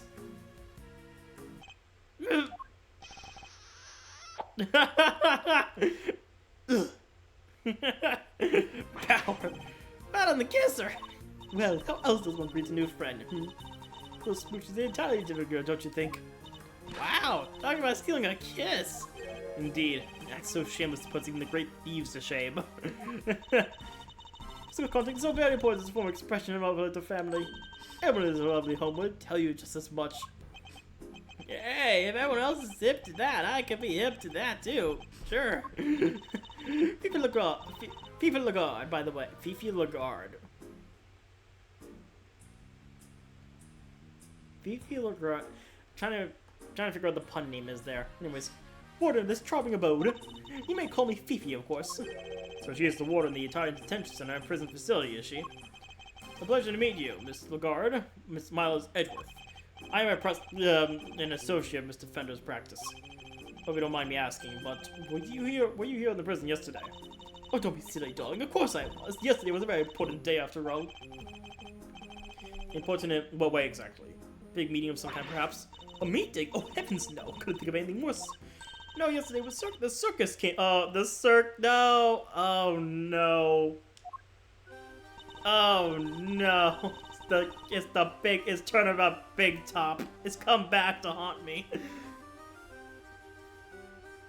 It was not my favorite case at all. It was a spectacular event featuring some terrifically talented animals. Anyone had to be there. If you were here at home, you were watching the show with me. The performance set up a special stage in the yard just for us. We were one very lucky family. Mrs. Chris I don't know if you pronounced that. I'm sorry. So she was at the circus performance for the inmates yesterday morning. Mr. Cosarato mentioned a show yesterday as well. He must have been talking about the same thing. What time did the show take place? From around 8 until 10, maybe. Yes, something like that. Meaning it finished right around when the body was discovered. And by dint of having attended the show, she has a reasonably solid alibi. Would you look at the time? Sorry, darlings, but I really must dash. Feel free to explore our home. Mi casa, su casa, and all that. Ciao for now. Then off she goes. Well, now Mr. Edgeworth. The person had found the body scream, and that scream was heard by one inmate we know of. Therefore, first ask us to question this inmate, see where his information will take us next. First things first, though, is that you, Polly? Ah, I can't look at you. Okay.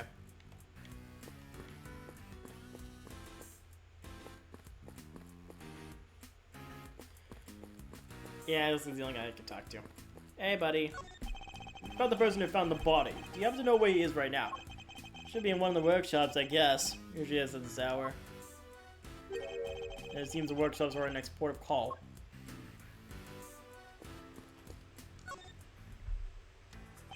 Right on the kisser! She seems to have given you quite a shock. And why is that? I thought you were a man of the word. Yeah, well, I'm always saying I have a hug, but going straight for the kiss? Pull your boots, am I right? Move me a little before buggering up, that's all I ask. Ow! I never would have pegged you as the shy type. That's not the issue here, I think, okay? Listen, Miles, I've been meaning to ask. Does that brownie just turn upside down? And his sister, her permanent scowl in his face is a bad for business, you know. I don't see any reason why an associate attorney needs to smile. And that's how I know you've never worked in private practice. It's all about building trust, man. You got a great rapport with your clients. A smile here, a wink there. A hug to break the ice, a card to show you're legit. Otherwise, they'll never open up. Yes, well, to teach their each their own, Fender. I'll give it to you straight. Running the biz was tough going at first. I mean, Gregory Edgeworth, man, those are some pretty big shoes to fill. Let's see, what kind of cases do the firm take on? Might be better asking what we don't. We do murders, parking fines, the whole 9 yards.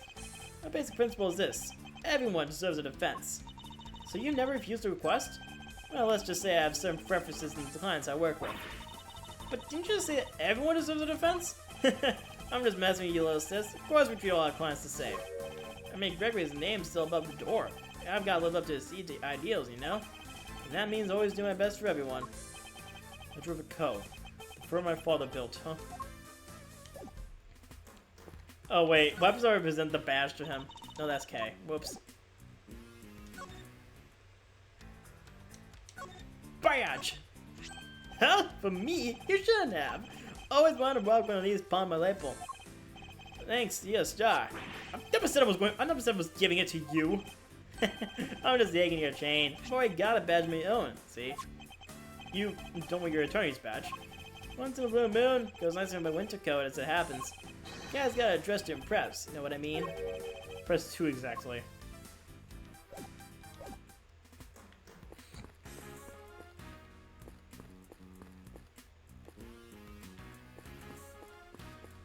Interesting rock fixture.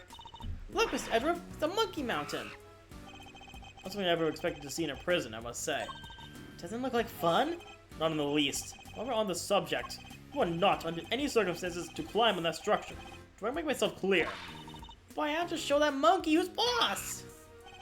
Please, Kay, you really don't. It's gonna probably steal a key in your hair. Hello? Anybody in there? Let's try, kiddo. But this isn't a bathroom stall. Yo, you there? Help us out here, my good man? Yes, sir. What can I do for you? Is somebody using this workshop right now? Yes, sir. One of the prisoners is in there. Just confirmed myself during the noontime roll call. We'd like to speak to this prisoner, if that's all right. Sure, I'll go fetch him right now. Won't take a sec.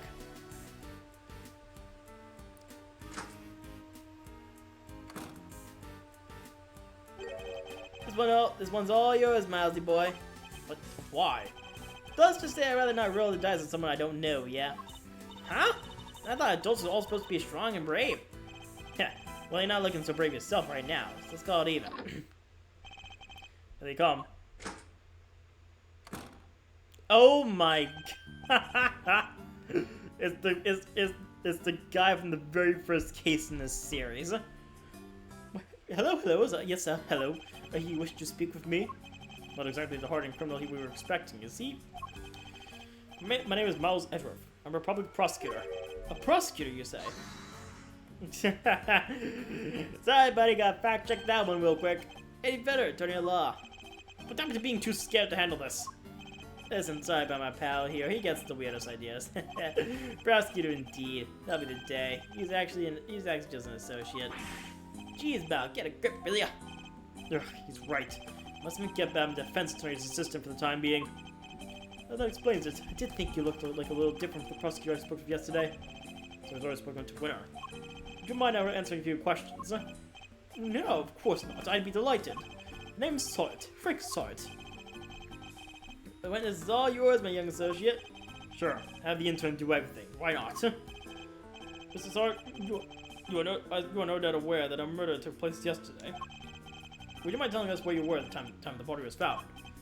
Yes, I was in that workshop there, working as one might expect. What kind of work were you doing?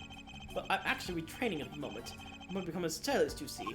Pet stylist, that is, yes. So I've been studying hard and practicing every moment I can. An unusual field of study befitting an unusual prison, I suppose. And that's it. I certainly didn't see anything. Interesting.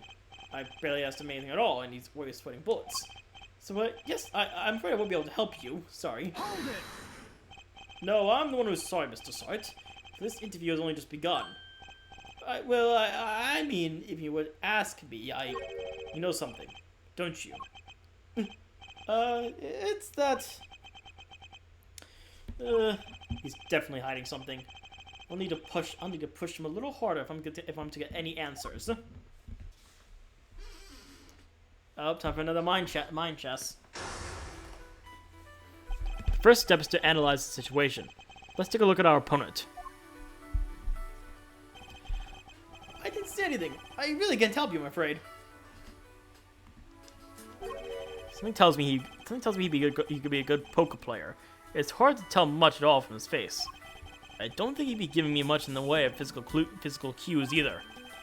I'll have to rely solely on his words instead. That's the only way I'll know what's going on underneath. Alright, time to make our first move. Let's see what we're dealing with here. He may be good at hiding his emotions, but everyone has a tell.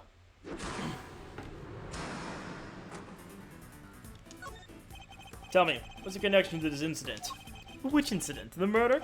Oh, well, I was nothing at all to do with me, nothing. Really? I would dream of being involved in anything as ghastly as that. You see, how can I put this? I like to think of myself as an upstanding citizen, a good person, if you will. A good person who's in prison? If you don't have anything to ask me, I do need to be going. Ah, okay.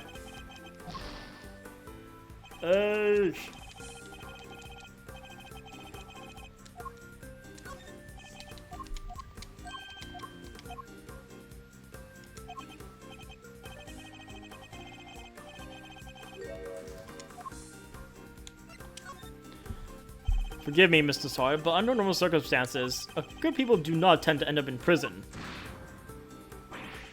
So you do well with telling me what you know about the incident.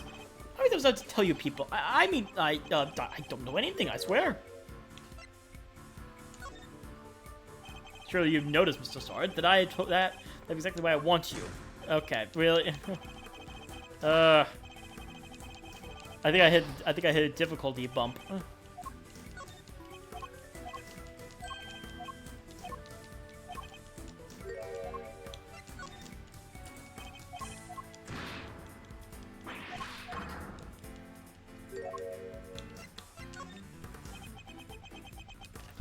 Sorry, I don't know what to say, but I can't help you. My apologies, Mr. Sart. But considering that the incident occurred right here in the prison, I find it very hard to believe that you know nothing at all. Oh, well, yes, I suppose I can see how it might seem unlikely, but it's true! If you're looking for the person who found the body, you will have to look elsewhere. Why do you think I'm looking for the person who found the body? I certainly never mentioned any such thing to you. Is it because you do know something that you're not telling me after all? No, I sense that's who you might be looking for, that's all. As for the pest seller is training, I don't know anything, truly. There's no doubt about it now. This man is hiding something big.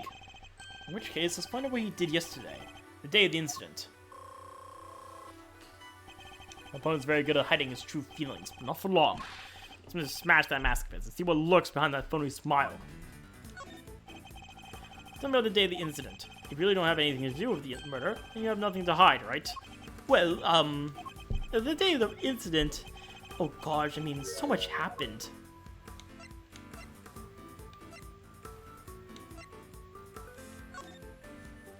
I want to know what you were doing, Mr. Sart, in detail.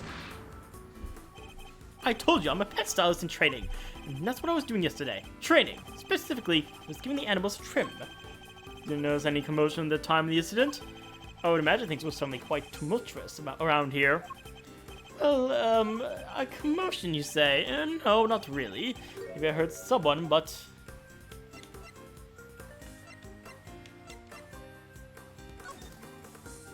You heard someone? Was there someone screaming by any chance? Don't try to tell me you don't remember. You continue to assert that you know nothing about the incident, Mr. Sart. I'm afraid you don't believe, I don't believe a word of it. Blah, blah, blah. No, I thought I heard someone yelling, but I don't really remember.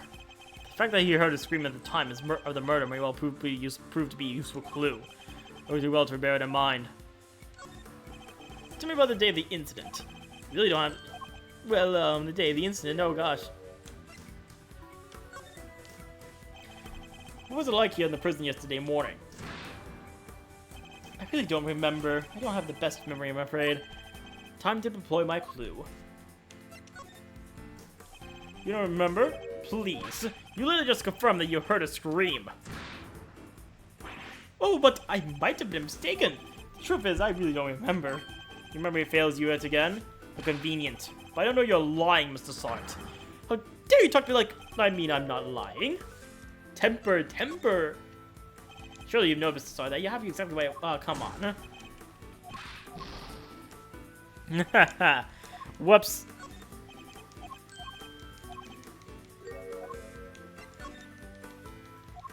I'm just gonna skip through this again.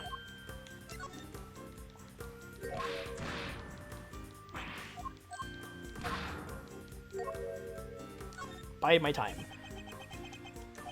Look, if you must know, when I'm working with the animals and I get into the zone, all I see. You might understand that you have something of a talent for animal grooming then. Well, my scissors technique could use a little work, but I seem quite good with the animals. They seem to like me. I'm especially good at calming them down when they get scared. Scared? And when exactly do they get scared?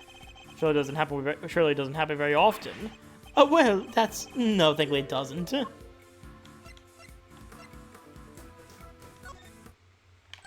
loud scream would certainly frighten the animals, wouldn't it? Why are you going to such lengths to deny having heard the scream? What is your hide, Mr. Sard? Tell me. Ah! I can assure you, I'm not hiding anything. I'll admit, I didn't really hear did really hear somebody scream, but I'm not hiding anything. I promise. The mask is finally beginning to crack. Now to shatter it completely by asking about the scream itself in more detail.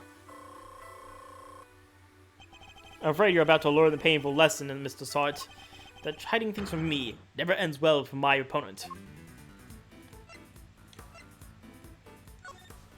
When did you hear the scream? Oh, wait, now I remember. I forgot about the show. They put on a show for us prisoners around the time of the incident, you see. Yes, for the animals, if I remember correctly. That's where I was in the morning. So I wish to claim you didn't hear a scream because you were at the show. You do realize that goes completely against everything you told me so far. And what are you going to do about it, huh? That is, my memory is patchy, as they say.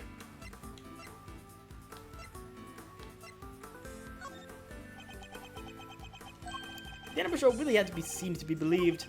Didn't it? So what kind of animals did you see? Let me think. A whale? A whale? You weren't actually at the show, were you? Enough of your lies. No, you weren't nowhere near the show, were you? Yeah. Well, I remember being there, but maybe I was, maybe I wasn't. It's been Mr. Swab wasn't at the show. It feels like a vital clue. Who did you hear screaming? Wait, I just realized I made a mistake. When the incident happened, I was out in the yard, yes. So I didn't hear anyone screaming. No, not at all. Time to deploy my clue. How long were you planning to keep up these lies? I already know that you weren't at the show. Yeah, the game's up, Mr. Sart. It's high time you told me the truth. I demand to know about the scream, now. I can't tell you what I don't know. I didn't hear any scream. No, not from the person that found the body. Fine then, we're done. Punch.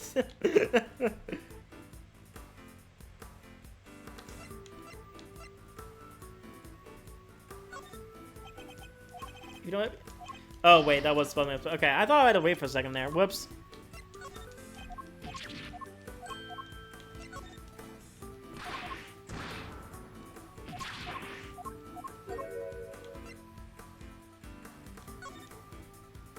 How curious. Most people would assume that the scream had come from the victim. So then, why do you think it came from the person who found the body? Ugh, I made a mistake, that's all. How, Mr. Sarge? How did you know that it was the person who found the body who screamed?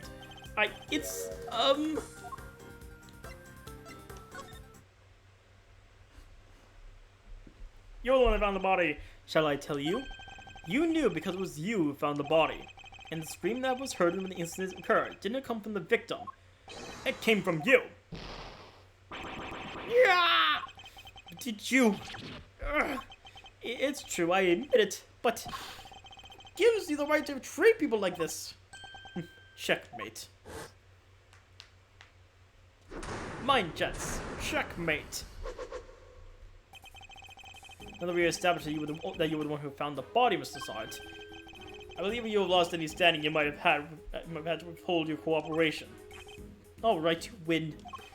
But I'm sure I won't have anything useful to tell you. It probably isn't even worth your time. That's not for you to decide. On my hand, the truth will be revealed. Every decision I make is to ensure that end. Except, that's not exactly what we're here to do, is it? What do you mean? We're not trying to expose the truth, we're trying to save Simeon. That's what we do now, remember? We work to get our client out of trouble. Not as a prosecutor, but as a defense attorney's assistant. But the game master said, you need to listen to me, you need to listen to Kid more, you know? The client has requested the services of Edgeguard of Edgeworth and Co. As old man always said, the relationship with your client comes before everything else. So if you think Mr. Saint's well-being is taking a back seat to some quest for the truth, then let's just say I don't like the fire people, so I need you to fight against your instincts a little harder, yeah? This will take some getting used to. In any case, the importance of this man's testimony remains unchanged. Therefore, Mr. Sartre, I'm asking once more, what happens when you found the body? Okay, I think I'm gonna end it here for today. Tonight, really. Because again, it's getting late. I will definitely be back to stream sometime soon. And finish out the rest of this case. So, till then. Yeah, just like, save it again, because why not? So till then, I'll see you all next time with more. Oh wow, ominous dog at the title screen.